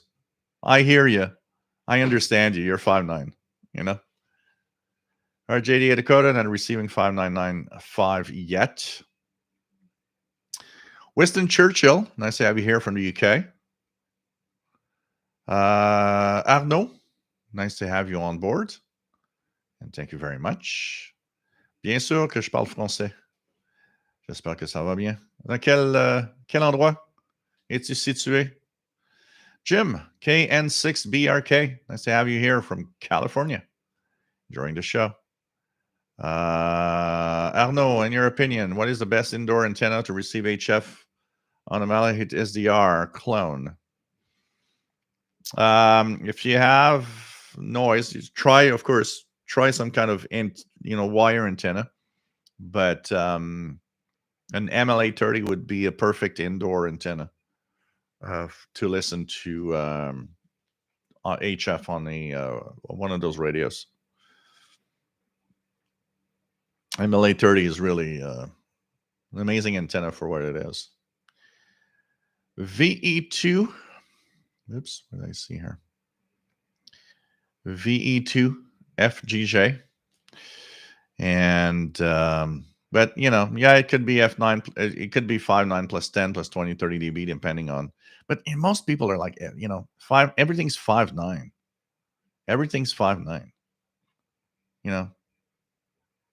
So it's how strong your signal and how good you are, how easy it is to understand you. But it's hams just do 5.9 for everything most of the time. Tiago, I would like to know your private opinion of the Malachite SDR receiver. Is worth the investment? Look, the real one, I have no idea. I don't have the Russian one.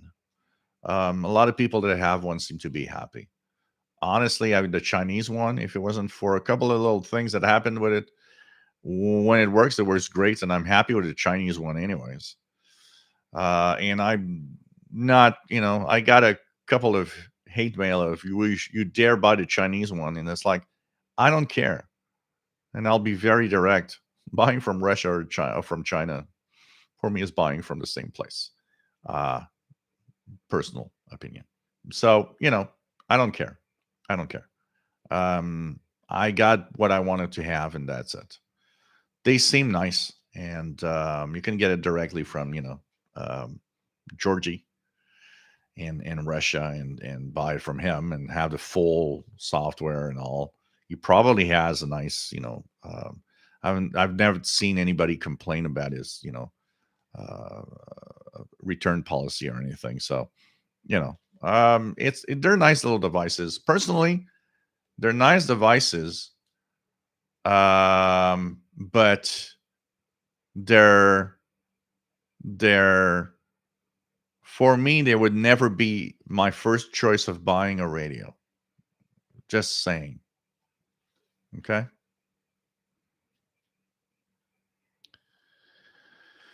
N6RLS are so many good things about a Yisu for a 50. I will. Okay. Maybe before ham. Okay. For ham, I'll set it up here this week so we can. I'll do a few videos. It's lying there doing nothing right now. For ham, maybe it's great. Maybe it's good, but it's not a good shortwave rig for international broadcasting. The filters are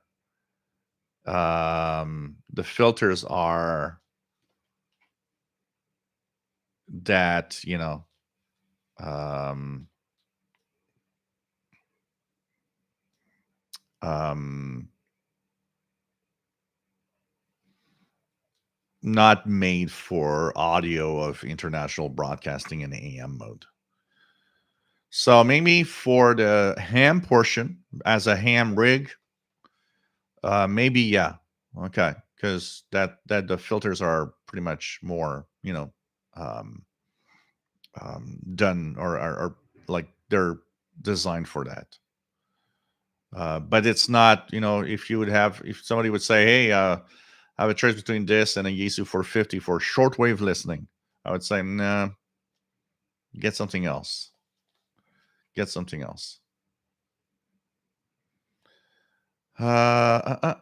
Vince, anybody know a good emergency radio with crank and solar panel and with shortwave, medium wave, no alert? Pretty much all. I got a few here, and pretty much everything that I see is pretty much crap for those things. Mobile Armor Strike Command, nice to have you on board.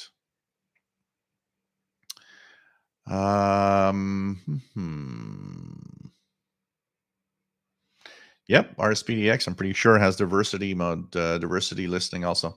It's not just the RSP Duo.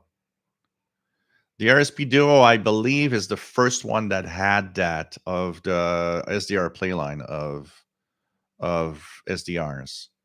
But RSPDX also has diversity mode.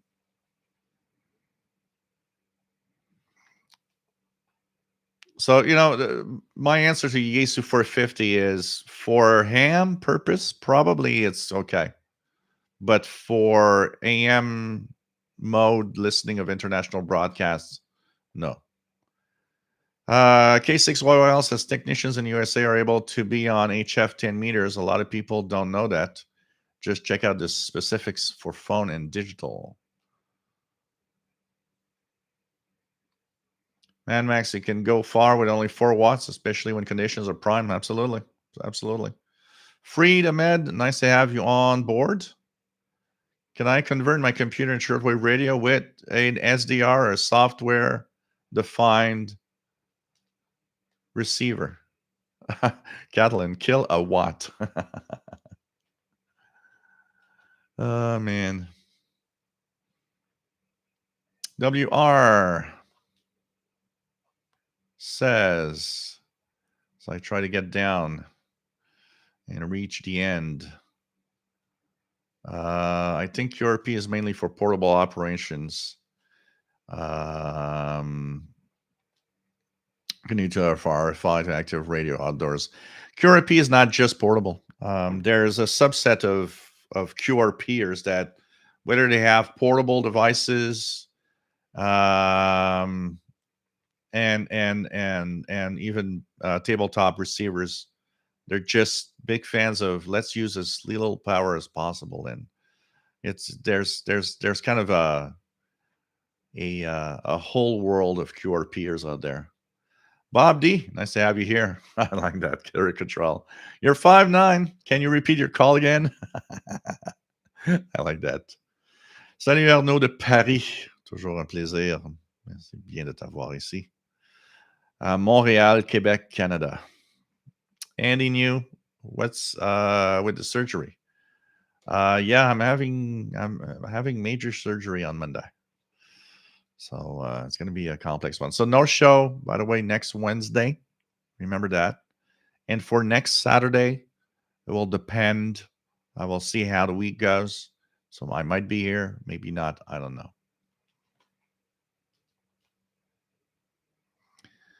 Barry 5995, strong signal on the end-fed long wire. Arnaud says ordered the MLA30 Plus yesterday, so that confirm I think about it. I hope it's better than U-Loop in Paris indoor near the Eiffel Tower. Let's just say a loop is a loop. A magnetic loop is a magnetic loop. So the MLA30 is an amplified one. It will help bring more signals that are weak, but they're not miracle antennas or magical antennas, and depending on the type of noise and how high the noise level is, W8JB, been using FT8, 25 watts and dipole antennas, workstations from all the US states, all the continents, and 92 countries. So it doesn't cost a fortune or require exotic equipment. Yeah, that's why FT8 is so popular. It brings the capabilities of good and serious DXing, and it is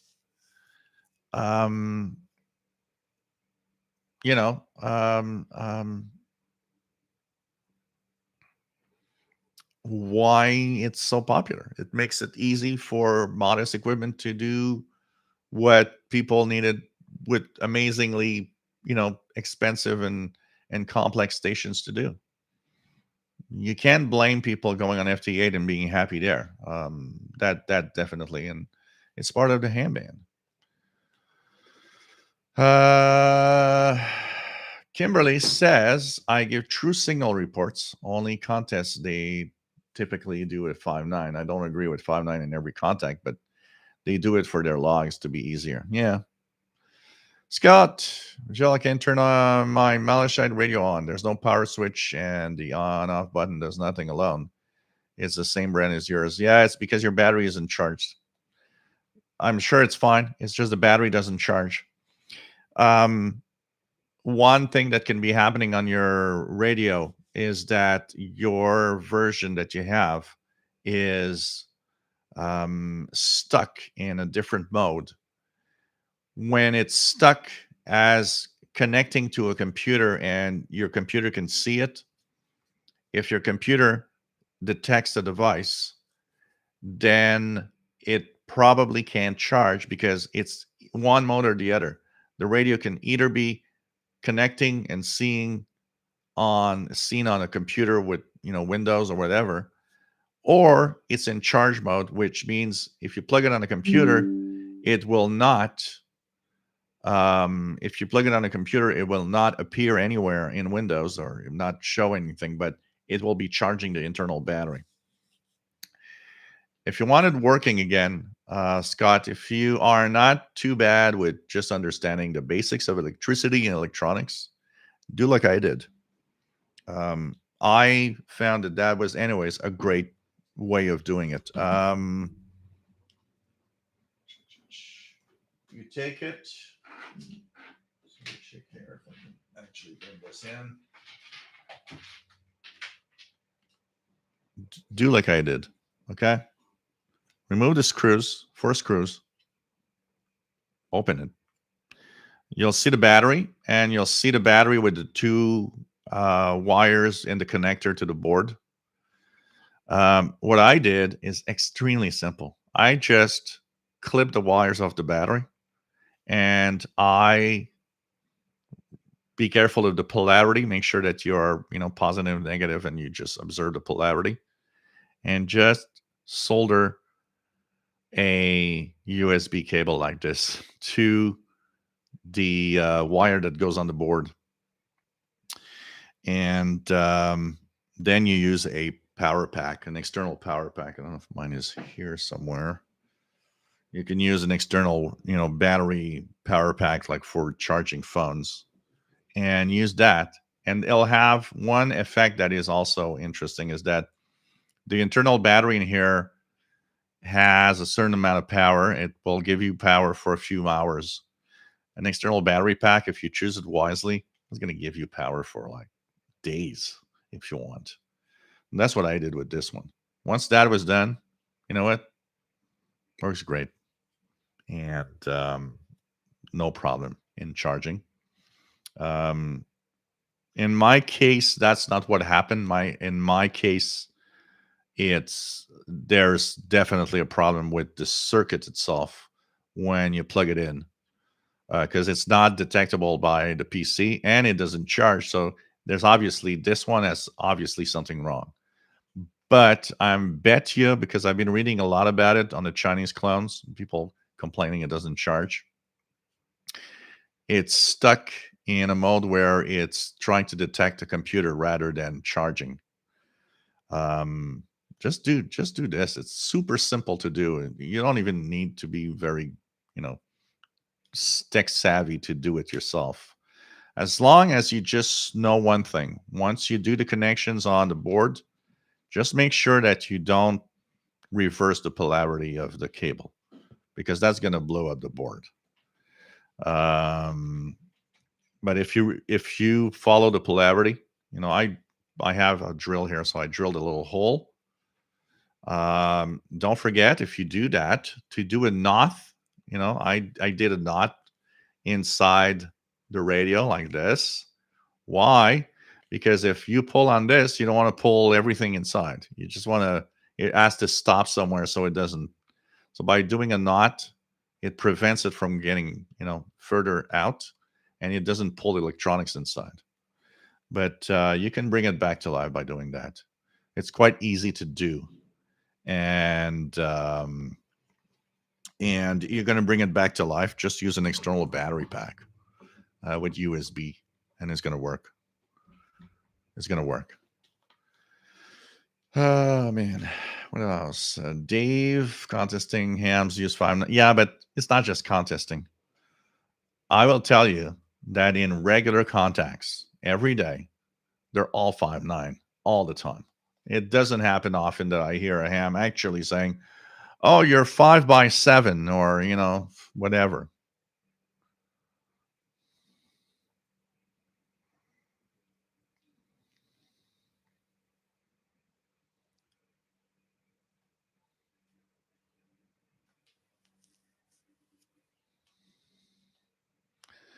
J Projects, nice to have you here from San Diego, California. Fabrice, nice to have you here. ON3MF, which I believe is from Belgium. What else do we have? Thomas, greetings and salutations from Jersey Shore. Watch your review of the W6 LVP loop, great antenna. My line code DXR8T. Woke up. Make us proud on Monday, sir.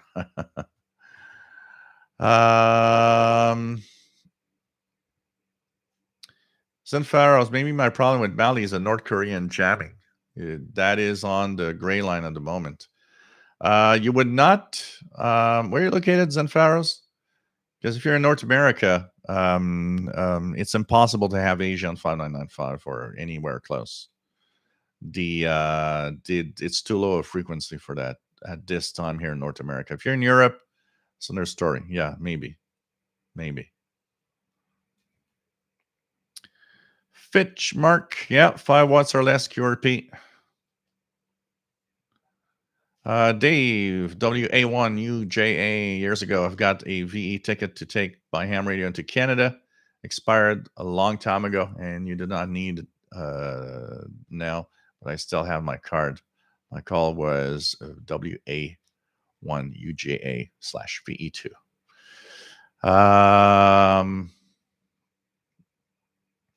N6RLS, the whole thing with QRP is maximizing antenna setup for best signal. Passionate. They're extremely passionate about that. Absolutely. They are the ones that poo-poo the kilowatters out there. I'm sorry. John Beckham, wishing you best with your surgery. Thank you very much. What else do we have? Tom the Xer, make sure to correct on the operate on the correct parts. What else do we have?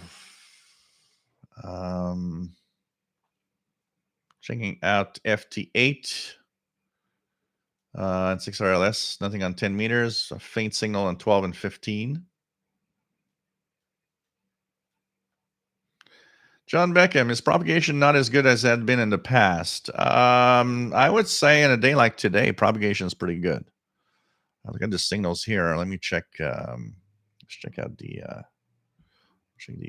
25 and 31 meter being here, just out of curiosity. Because in the past few weeks, I've been hearing some amazing DX and amazing stuff. What might be a problem, Spain is pretty good on 9690 actually at the time in Spanish.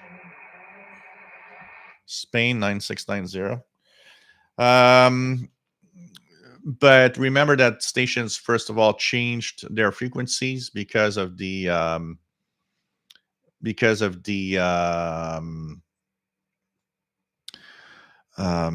new schedule season, and there has been a few days this week and the week before, because of some solar disturbances that and there was a geomagnetic storm.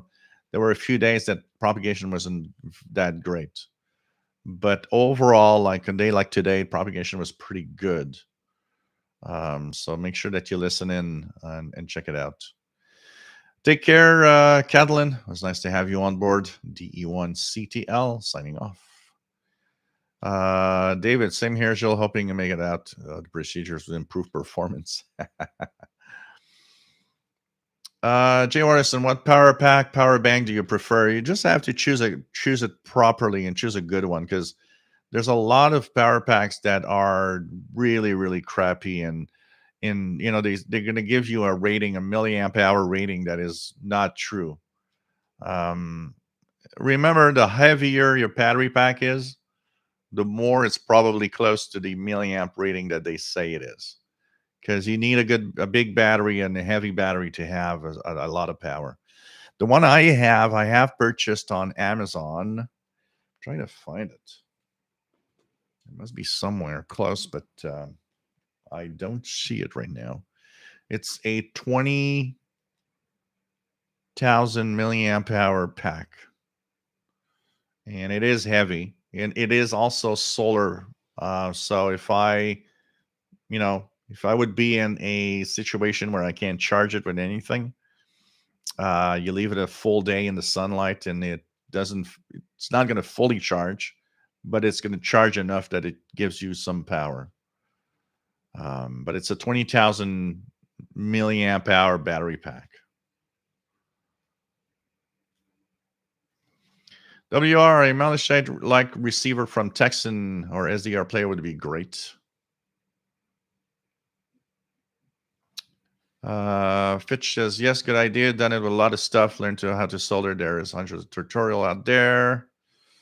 Rob Connors, nice to have you here. Khalid, nice to have you on board from Riyadh. Pretty cool. Pretty cool.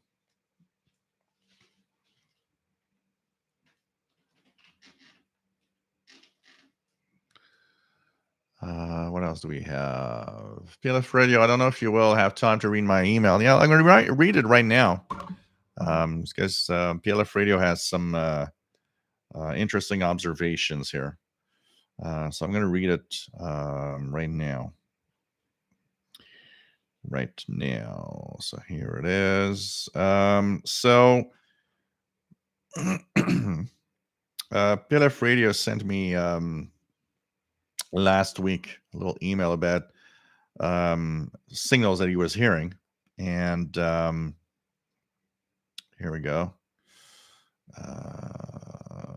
So it says, hi Joel, better understood what happened last week, 30th of October on Shortwave. He was saying that he was hearing unID'd French pirates on 6650 kilohertz lower sideband, 6660 kilohertz. It was everyday live conversations. I also heard freebanders messages in different languages, French, Italian, Dutch, and Finnish. Heard all of these on my Texan PL330 and on the University of 20 Web SDR. The languages has been confirmed by others users on the chat. I told you these messages seemed to be recorded and the content was disrespectful and disregarding. Thanks to the U20 Web SDR chat, I better understood what happened. The French pirates used the following frequencies, all in lower sideband, 6640, 6650, 6660, and 6670. Actually, the mean recorded messages was jammers. This was confirmed by other users on the chat. I could see jammers using alternatively these frequencies to jam the French pirates. I could see the French pirates changing frequencies from time to time due to this jam. It was like a chase game. Very interesting to see this on Shortwave.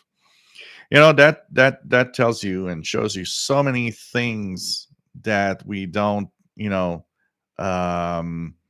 that we don't realize are out there. There's much more to the spectrum than just some broadcasts, and when you tune in between the frequency, sorry guys, when you tune in between the different international broadcast bands, that's when you actually notice that there's a lot more out there and that there's an interesting world of signals, and that's an aspect. Sorry guys, I was just checking out. So 4070 upper sideband Philo Radio Pirate, by the way, for those who want to try it. 4070 USB. It's very weak here, but I see it and I can hear it faintly on the display of the receiver.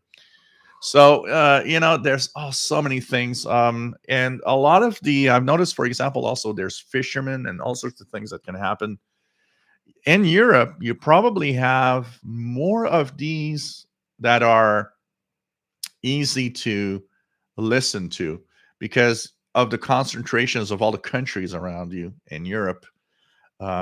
Chances are that you probably have a lot of that going on in different places and all sorts of different signals, and and chasing these signals like you just did. It's kind of cool, but definitely some of the fun of shortwave radio and unusual stuff like that. It's always, and then there's the, like you did, the detective work behind it. I was trying to find out what that could be and what could I be listening to, and finding the proper place on the internet to find the information. So that's cool. That's really cool. Take care, Barry. Zen Farrell says near New York City. Oh, North Korean jamming. No, you're not receiving North Korean jamming. Not at this. Not at this time of day. Not on the lower frequencies like that. It propagation from Asia and the Pacific area is impossible pretty much on the low frequencies at this time. You would hear, North Korea or things like that on higher frequencies at the time that we are right now, because of all the daytime and all the daylight. And like I said, be careful because 6,000 kilohertz is a frequency where I hear a lot of tones coming from computers and stuff there. So it could be that's also a problem for you. 13HN870. Nice to have you here from Germany. And stay safe also. Tom DX are here in New York. I used to log a lot of Asians on the 22, 23 GMT slot due to gray line DXing. Yeah, higher frequencies, more like possibly in the 31, 25 meter band, stuff like that.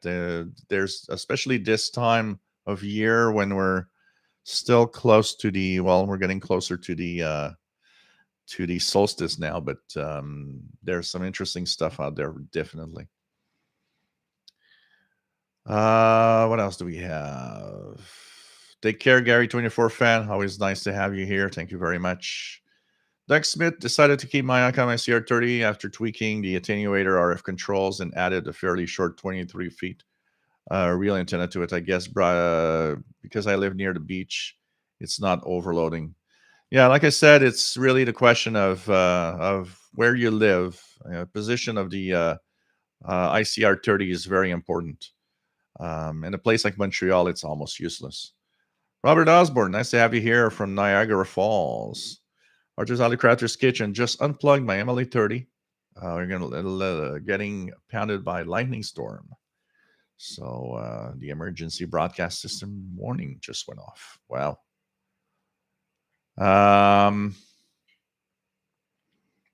Zenfaros, Mali's S9 plus 20 in the FRG7, and S1 on the U-loop. This is about the amplifier. With the volume up, you can get about the same intelligibility with the U-loop. So signal to noise is similar. So interesting compare. Interesting to compare all of that. Dwayne, WPE9CZE, nice to have you here. Louis, nice to have you on board. And just bought myself a Sony ICF-7600, hoping it's good for medium wave DX. Aaron, MW70FS from Wales, nice to have you here.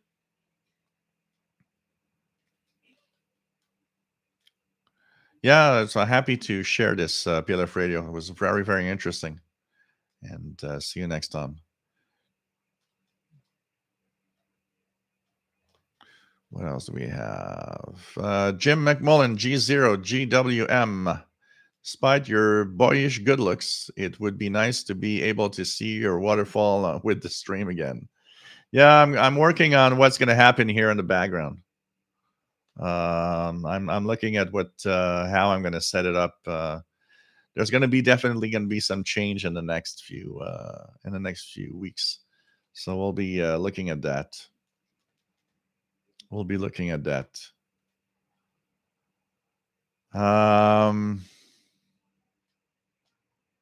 What else do we have? else do we have? Timothy, nothing on 5 on 4070 upper sideband in Fort Smith, Arkansas. Two broke Tim. Solstice, do we sacrifice a virgin? Oh, man. Mike Anna 261 made a contact with a guy in Europe from Utah, an 11-meter SSB. I thought that was neat. 11 meters has been going great lately. Yeah, absolutely. Absolutely. It's been. Absolutely. And Tom the Xer, most of my Asian gray line. Where you? Yeah. Okay. Huh. Kind of interesting. Because usually Asia is there. Yes. 22, 23-ish, but it's higher frequencies. Log 2112. Then also had a Volkswagen 411 at a shortwave and the dash standard. Wow. Wow. That's something. Did 4 to 15 megahertz. Huh. Interesting. Okay. That's interesting. Pretty cool. Hey, I'm down to chat finally after 2 hours and 38 minutes. I want to check something here about anything else that could be of interest on the Qrm 7959. If you guys want to try that in a minute, 7959. I'll try it out here. 7959 for a Russian Morse code M12 number station in Morse code, if there's traffic apparently. 7959 CW or 7958 upper sideband if you don't have CW. Is supposed to be there in about a minute from now. So you guys can try that. 7959. I've just tuned it here. I'm going to see what it sounds like. Keegan, 10,000 kilohertz WWV, S5 out of S5. J products remind me WWV, WWVH. Experiment starts on the 15th. Listen to announcements at 0308 minutes past the hour. Fitch heard a pirate on 5151 a couple of nights ago. Nothing here on 7959. Yeah, it should be on, but it says in case of traffic. So if there's no traffic, it's not going to operate. But maybe you guys in Europe can confirm if it's there or not. Zen Pharaoh's just checking 6507 upper sideband. Something is there, but with the FRG7, I can't say about the last digit of the frequency. Yeah, 2235 is the start of Iqaluit usually, but it's interesting that, let's check it out here. Yeah, it's there definitely.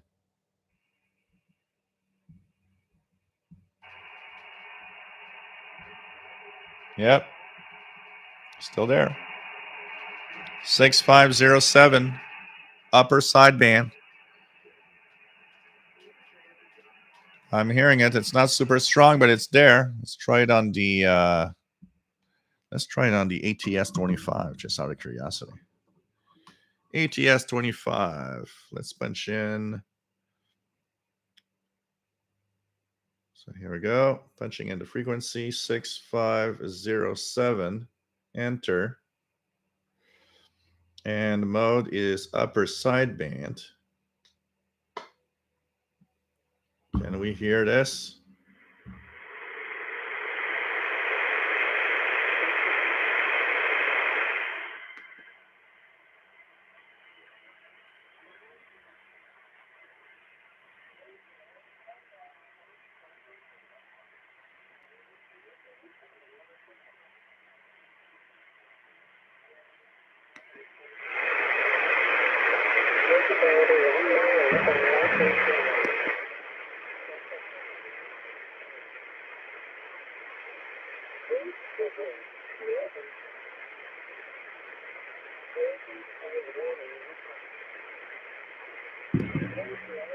So it's hearing it. The ATS 25.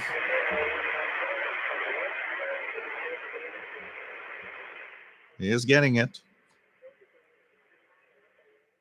Calibrate weather, and let's try it on the Texan H501 receiver, upper sideband mode, and we have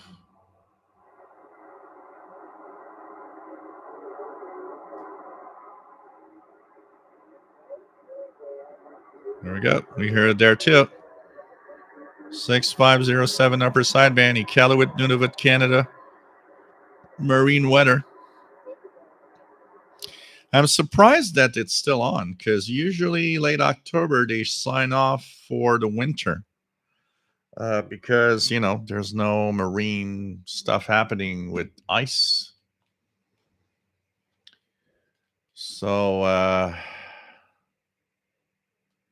kind of interesting. James Hyde, nice to have you here from Superior, Wisconsin, USA.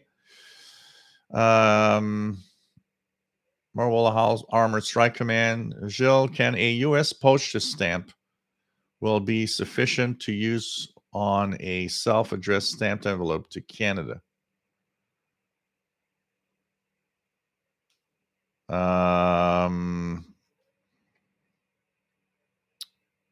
Do you mean if you send for a self-addressed stamped envelope type thing to Canada, you'll have to put Canadian stamps? If you want to return, it will have to be a Canadian stamp. It won't work with a U.S. postage stamp. So if you do send something for us that needs a self-addressed stamped envelope, you will need to have Canadian postage for the return. U.S. postage will not work.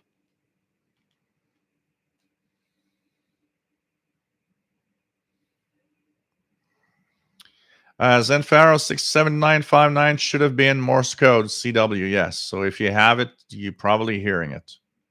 I heard nothing here, but it's possible that you heard that. Absolutely.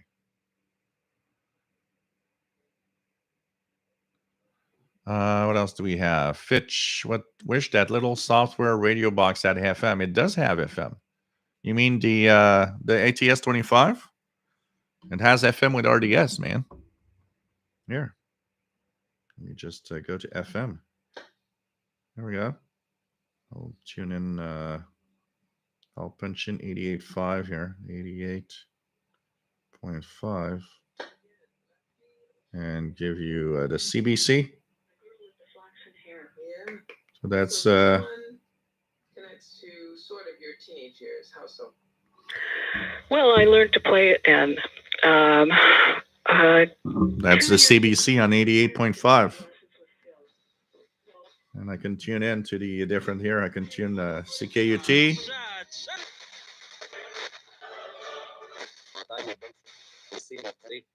Mais écoute, s'il pouvait avoir cette...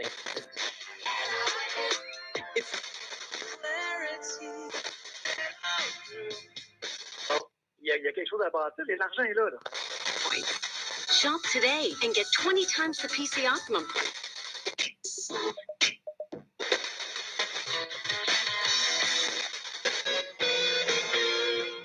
So it does have, definitely have FM on it. Just press the preset button, the preset button. It brings you to, will bring you to the FM mode. But that ATS 25 does have FM, man. And RDS in the display. You'll see the messages, everything. Keegan checking reception on his Ethon Greenwich Edition satellite radio with SSB and W6 LVP loop antenna.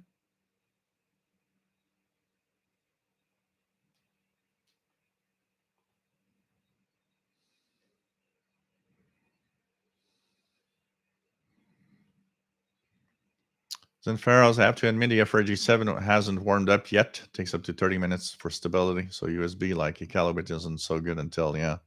That's the thing of the that's the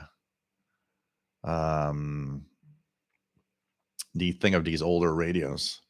Jason, Key to Lab looks like a frozen fire. Yeah, because I noticed this week while looking at the picture when I see myself there, that effectively it does look like a flame, some kind of cold flame or something. Almost looks like I'm burning natural gas on that thing. But I don't know if I can try something. Does it look like a flame when I change the color? If I put it like this, oh, it looks like some kind of flame too. Kind of nice when you change the color. Different colored flames and stuff. So it's like, okay, kind of nice. And green. Oh, that's too bright. But it does definitely look like a flame. That's the first thing I noticed also. Yarrabamba, the golden years of shortwave radio used to DX stations and 11-meter band. Didn't know it was used for CB. Zenfaros, do international reply coupons not work anymore? This brings back the days of Cubicilla cards. Pretty much nobody sells them anymore. Pretty much no one actually has those anymore. KRN Picks, nice to have you here from Twin Cities, Minnesota. Snowing here. All bands rather. Yeah, Eric Cottrell, it definitely is. He says, heard the global warming Arctic is open later. I follow a website that gives Arctic ice news every month. They have kind of a report, and I follow the amount of ice they have in their satellite stuff. Definitely a lot less ice in the Arctic than in the past years, and a lot more of open water. So it's possible that they do have it's possible that they do have extended operations because of that. Lock 2112, if you don't mind, could you show a shot of your desk? Your radio desk got some really nice gear. So yeah, okay. Let me just put this on here, for example, so that it adds a little color. What I have right now, and let me just extend this so that you have really what is mostly radios right now. So just close this and put the radio on top. Right. So, this changes all the time. This is not officially the way it's set up all the time, except for the computers and the desktop receivers. But if you look at what's here, I've got running here the AirSpy HF Plus Discovery right there on a computer. That's what you see here. And then, of course, I've got set up here my H501X. It is plugged on the MLA30 through this cable with my multi-coupler. Of course, I've got the ATS-25 running here. It's not plugged in, but this is the Chinese Malachite clone time radio. That's right here. So, of course, I've got the ICOM ICR 8500. It's not plugged into any antennas right now. I am scanning the 40 channels of CB on the 980 SSB. So that's what you see here. 980 SSB CB radio. The AirSpy HF Plus is right here next to what is a battery charger. So this is the AirSpy HF Plus right now running on my laptop. And of course, plugged in through the MLA30 with the antenna coupler. Back then, of course, we have the good old Grundig satellite 6001, transistor 6001. There's a Texan PL 680. There's a St. Jean ATS 405. I got the Radio R108 back there. Of course, I've got here the St. Jean ATS 909X2, Texan PL 330, and Texan PL 368, scanner radios, CB radios in the back. That's pretty much what's running now. But this is an always changing thing. I have a lot of the radios that are to be put back because I've got I'm actually redoing the radio side of this part here, which is going to come soon and be redone soon.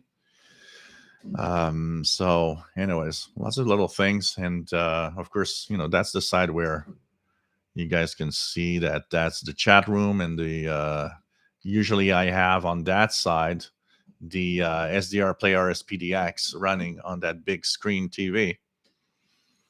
And so now the question and what I'm thinking of actually doing is maybe getting another big screen TV like that for this side, and put it on the wall, and there you would be able to see the waterfall of whatever SDR I'm using, basically. So let me check it out here. I've got a wrong key. When you have two similar keyboards, you kind of use the wrong one from time to time. I'm like, why is it frozen?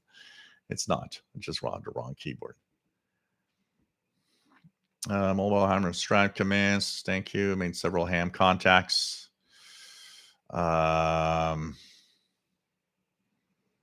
ham operators. Yeah, you really need Canadian stamps if you want to do a self-addressed stamp envelope thing.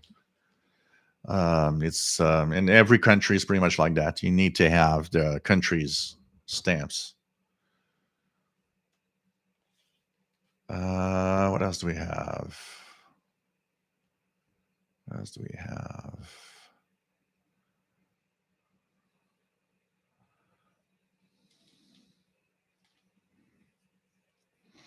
Because in every country around the world, the only stamps that can be used are the stamps of their own country. David says the lamp is generating an aura. Nigel, can you not use international reply stamps for your... No, there's no... International reply coupons don't exist anymore in most countries. They will be totally useless. We don't have them anymore here in Canada. W8JB, and besides, it'll cost a lot less to have Canadian stamps than international reply coupons that were so expensive. So W8JB, being called for supper. Take care. Have a great weekend, my friend. And see you soon.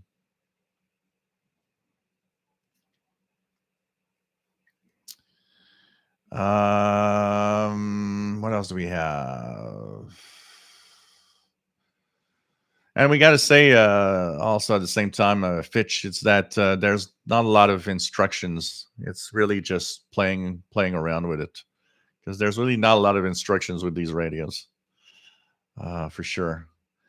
So Nigel, nice to have you here from Scotland, MM0NJS.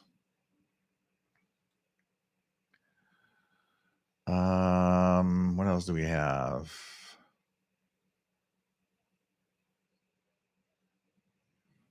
What else do we have?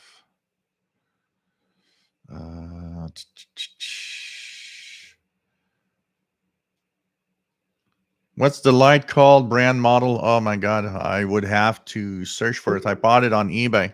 It's a Wi-Fi lamp. And the reason I purchased it is I have one of them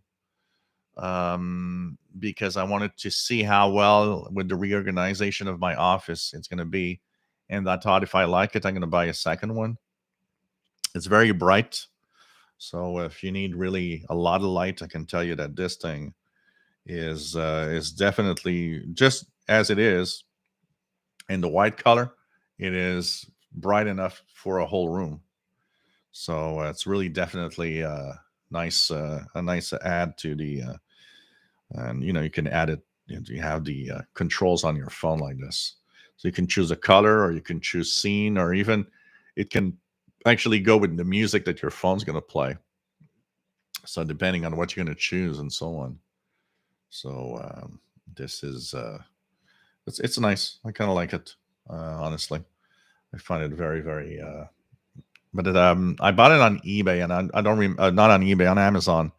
I don't remember the brand though. I would have to go into my stuff and check out what brand it is. What else do we have? Chess Tank, nice to have you on board from cold, overcast Louisville, Kentucky. We have.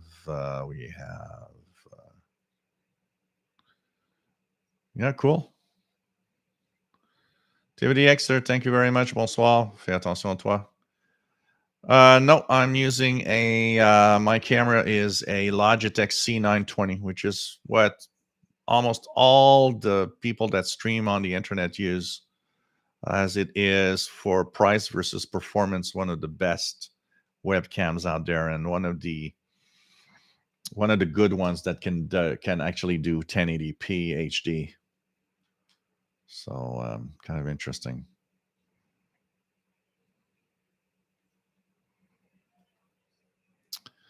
N6RLS 6477.5 CW weather report, National Weather Service, KPH.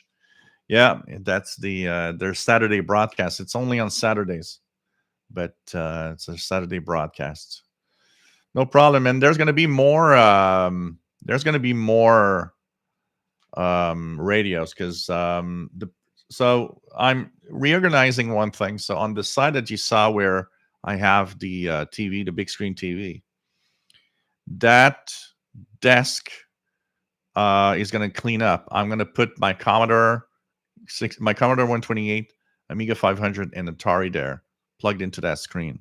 That's going to be the retro gaming side of stuff. Where you saw the radio and the on the shelves, this is going to be radio from top to bottom. Once I clean it up, I have an Epson printer there that's going to move to another spot. I don't know where exactly. What's nice with that, it's a Wi-Fi printer, so I could put it just pretty much anywhere, and it's going to just print whatever I want to print. It has a scanner on it and all, so I'm going to find it a spot. And that's going to be all the radios I have that are in boxes right now are going to be back there, and I'm going to have shelves of radios there, easy to pick out, whatever. These are kind of my tables that I work every day with. So my YouTube videos, my stuff, this changes all the time. It never has always the same stuff on it. They are more like my functional desks that I am using for whatever I'll be doing. And when I do videos, so you guys might have noticed that the videos all have a very similar background of the wooden table look. That's because these tables the finish is beautiful. So if I do radio videos, a lot of the radio videos, especially if the radio can be connected to an external antenna, are done on these desks here. And I can, talk about the radios and stuff when I'm inside. So, this is kind of an always shifting background. Even the radios that are here, the desktop, I'm thinking of, nope, bad idea. I don't want to have them on this table. Maybe I could put them there, but I don't know. I don't want to have them on my desk. I find it takes too much space. So I'm going to check out how I'm going to set up differently, maybe. And like I said, here in the background right now, it is very drab with nothing really. Possibly another big screen. So all of that is coming in the next weeks as I get stuff done. So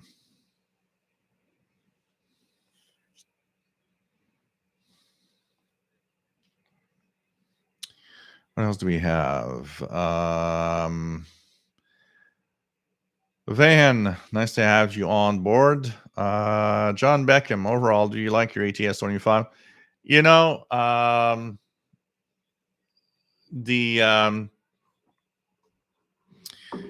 It's you have to take it for what it is. Okay. It's an unusual device, and it is definitely very unique in what it is.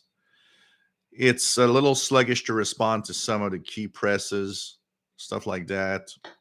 But honestly, I am happy with this little thing. I find it kind of nice for what it is. It's sensitive, and with an outdoor antenna on it, this thing definitely is as good a radio as most of the portables and most of the radios I have. It receives everything. You guys heard Iqaluit weather on it. With a good indoor antenna, it works. Where it might not shine, and I think a lot of people, that's what they complain, because I've seen a lot of people complain on it, is they think that they're going to use that little telescopic that comes with it, and that this thing is a little portable radio that's going to be nice. On the telescopic, where it doesn't shine is that not everywhere, but you will have the internal noise of the radio get into the antenna. And with the telescopic, you touch the screen and there's induced noise within the radio. With an outdoor antenna, none of that happens. It works great. So the way I use it, I'm happy with this thing. If you can cope with the fact that, it's a little sluggish when you press the keys to have reaction of, for example, the keypad, then you punch in a frequency. Say I want to punch in 5995, enter. It has its awkward little things where mode always defaults to AM if you punch in a frequency. So you have to always go to mode and choose your proper mode of broadcast. But overall, nice radio. So here's Mally.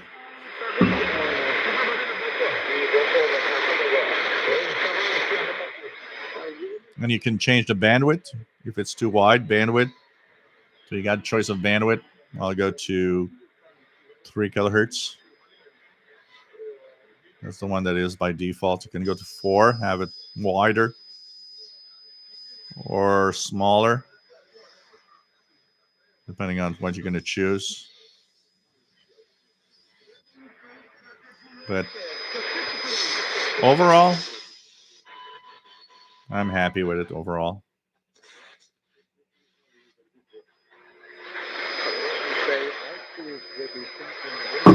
Oops, sorry. It responds well to most of the, from the tuning knob and stuff like that. Audio is okay. Strong. And the radio does well what it's designed to be doing. That's 5950 WRMI. I personally find that it's a nice, fun device to play with. And the internal battery lasts quite long because I left it a full day on and it was still working. So battery life is pretty good on it. And it charges with a USB-C cable. I'm happy with what it is, honestly, personally. What else do we have? Yeah, still no EIBI. I think it's probably going to be updated, but definitely I think it's not a priority for now. So yeah, all the lights I have here are all Wi-Fi. So just to give you an idea, so you've seen that I've shown the TV on that side where the chat room's going. These lights, I can go to these lights and change, for example, the color. And as you see here, color. Oops, these are not the ones that I saw. If I choose the different lights and the different colors, each lamp can have its own color. I don't know if you see the guy, you can see the green, and have all of that. They all follow the same pattern and the same thing here. So they're all Wi-Fi lights actually that I have here, that are white colored for the purpose of the show, but except the one in the background that I actually put as a well, those are bulbs for standard lamps, and this one is a lamp that is technically made for Wi-Fi. They're pretty easy to set up also in general. And Max says, being that you have SDR, it'll be a godsend learning that QRM eliminator. You set the SDR to frequency and start tuning the knobs and see the results. I'll get you to understand how to tune. It'll get you to understand how to tune. Yeah, you can actually see it. That's actually a good thing. Scott Belcher, suggestion: as you sign off, let it dance to it to Any Wonder by King. That would be cool. Okay. David, thanks for the look around. And I love how you've laid out the desks to your left and back. Very neat. I have to keep using the ICR 8500. I love mine. And the main use I have for it right now is really with the VHF UHF range for the most part. Moscow Nights with the Lights at sign off. Absolutely. That's what we're going to do. Carl Coleman, nice to have you here from the UK. Mike B6607.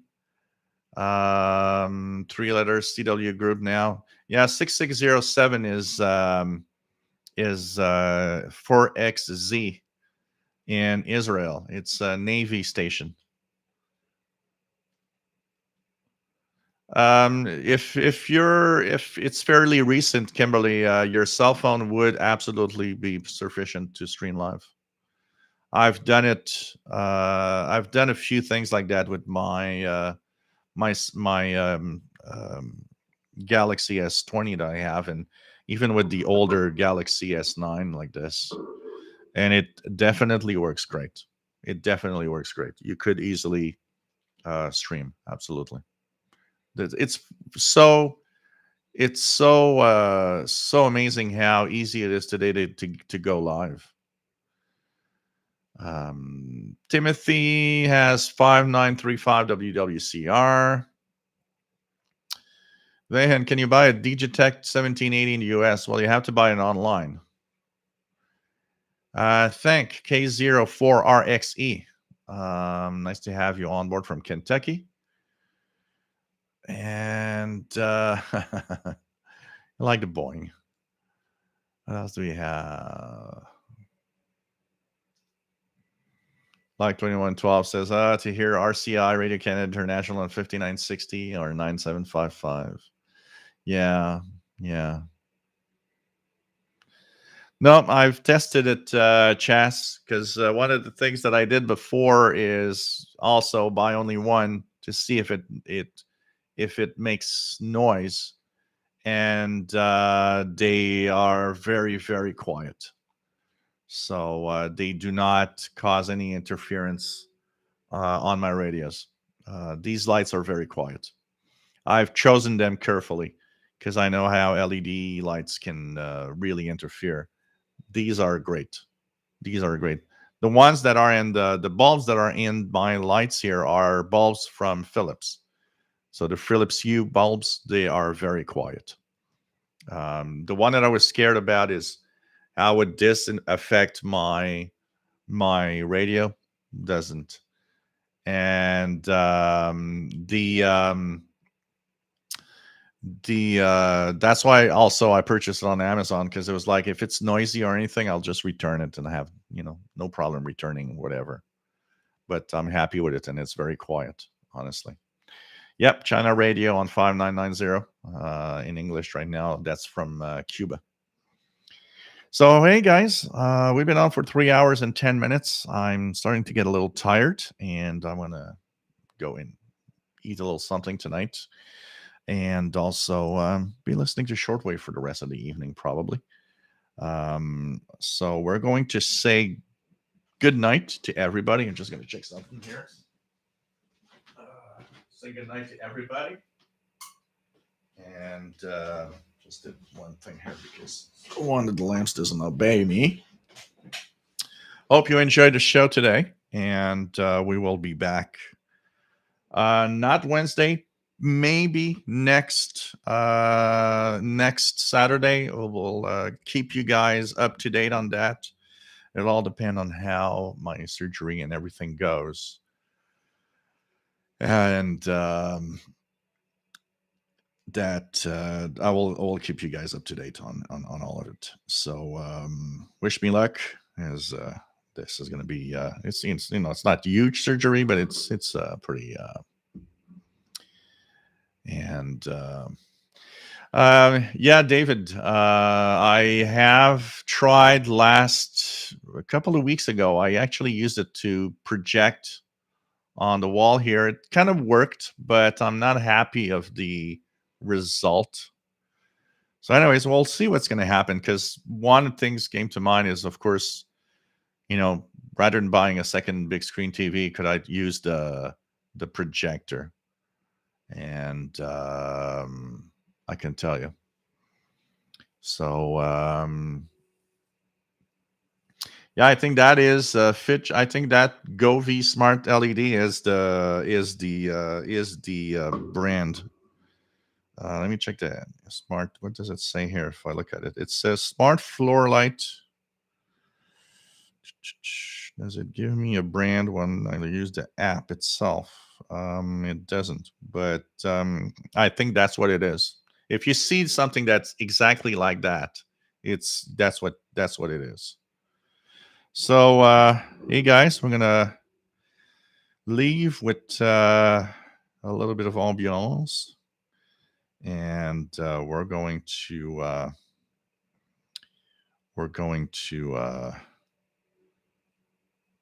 let go with the Moscow Nights for the night. Here goes the different colors that will be changing. And so take care, everybody. Stay safe. Like I said, Wednesday we're not here, but next Saturday possibly. It'll all depend on what's going to happen. Take care, everyone. And let's end the show with our little something that we, of course, reminds for some of us the good old days of Radio Moscow and Moscow Nights. That was often played on Radio Moscow back in the days. So stay safe, everybody. Hope that everybody will enjoy the and see you soon on the channel.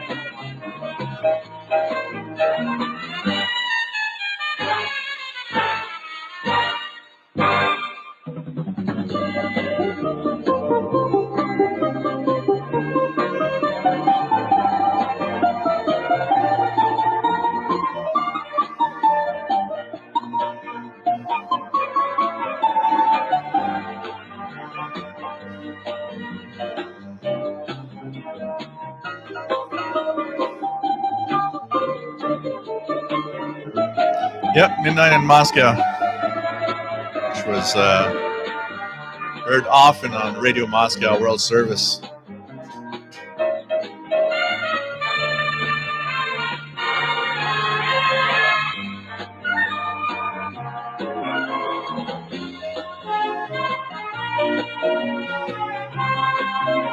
Not a bad song, actually. It's always enjoyed it.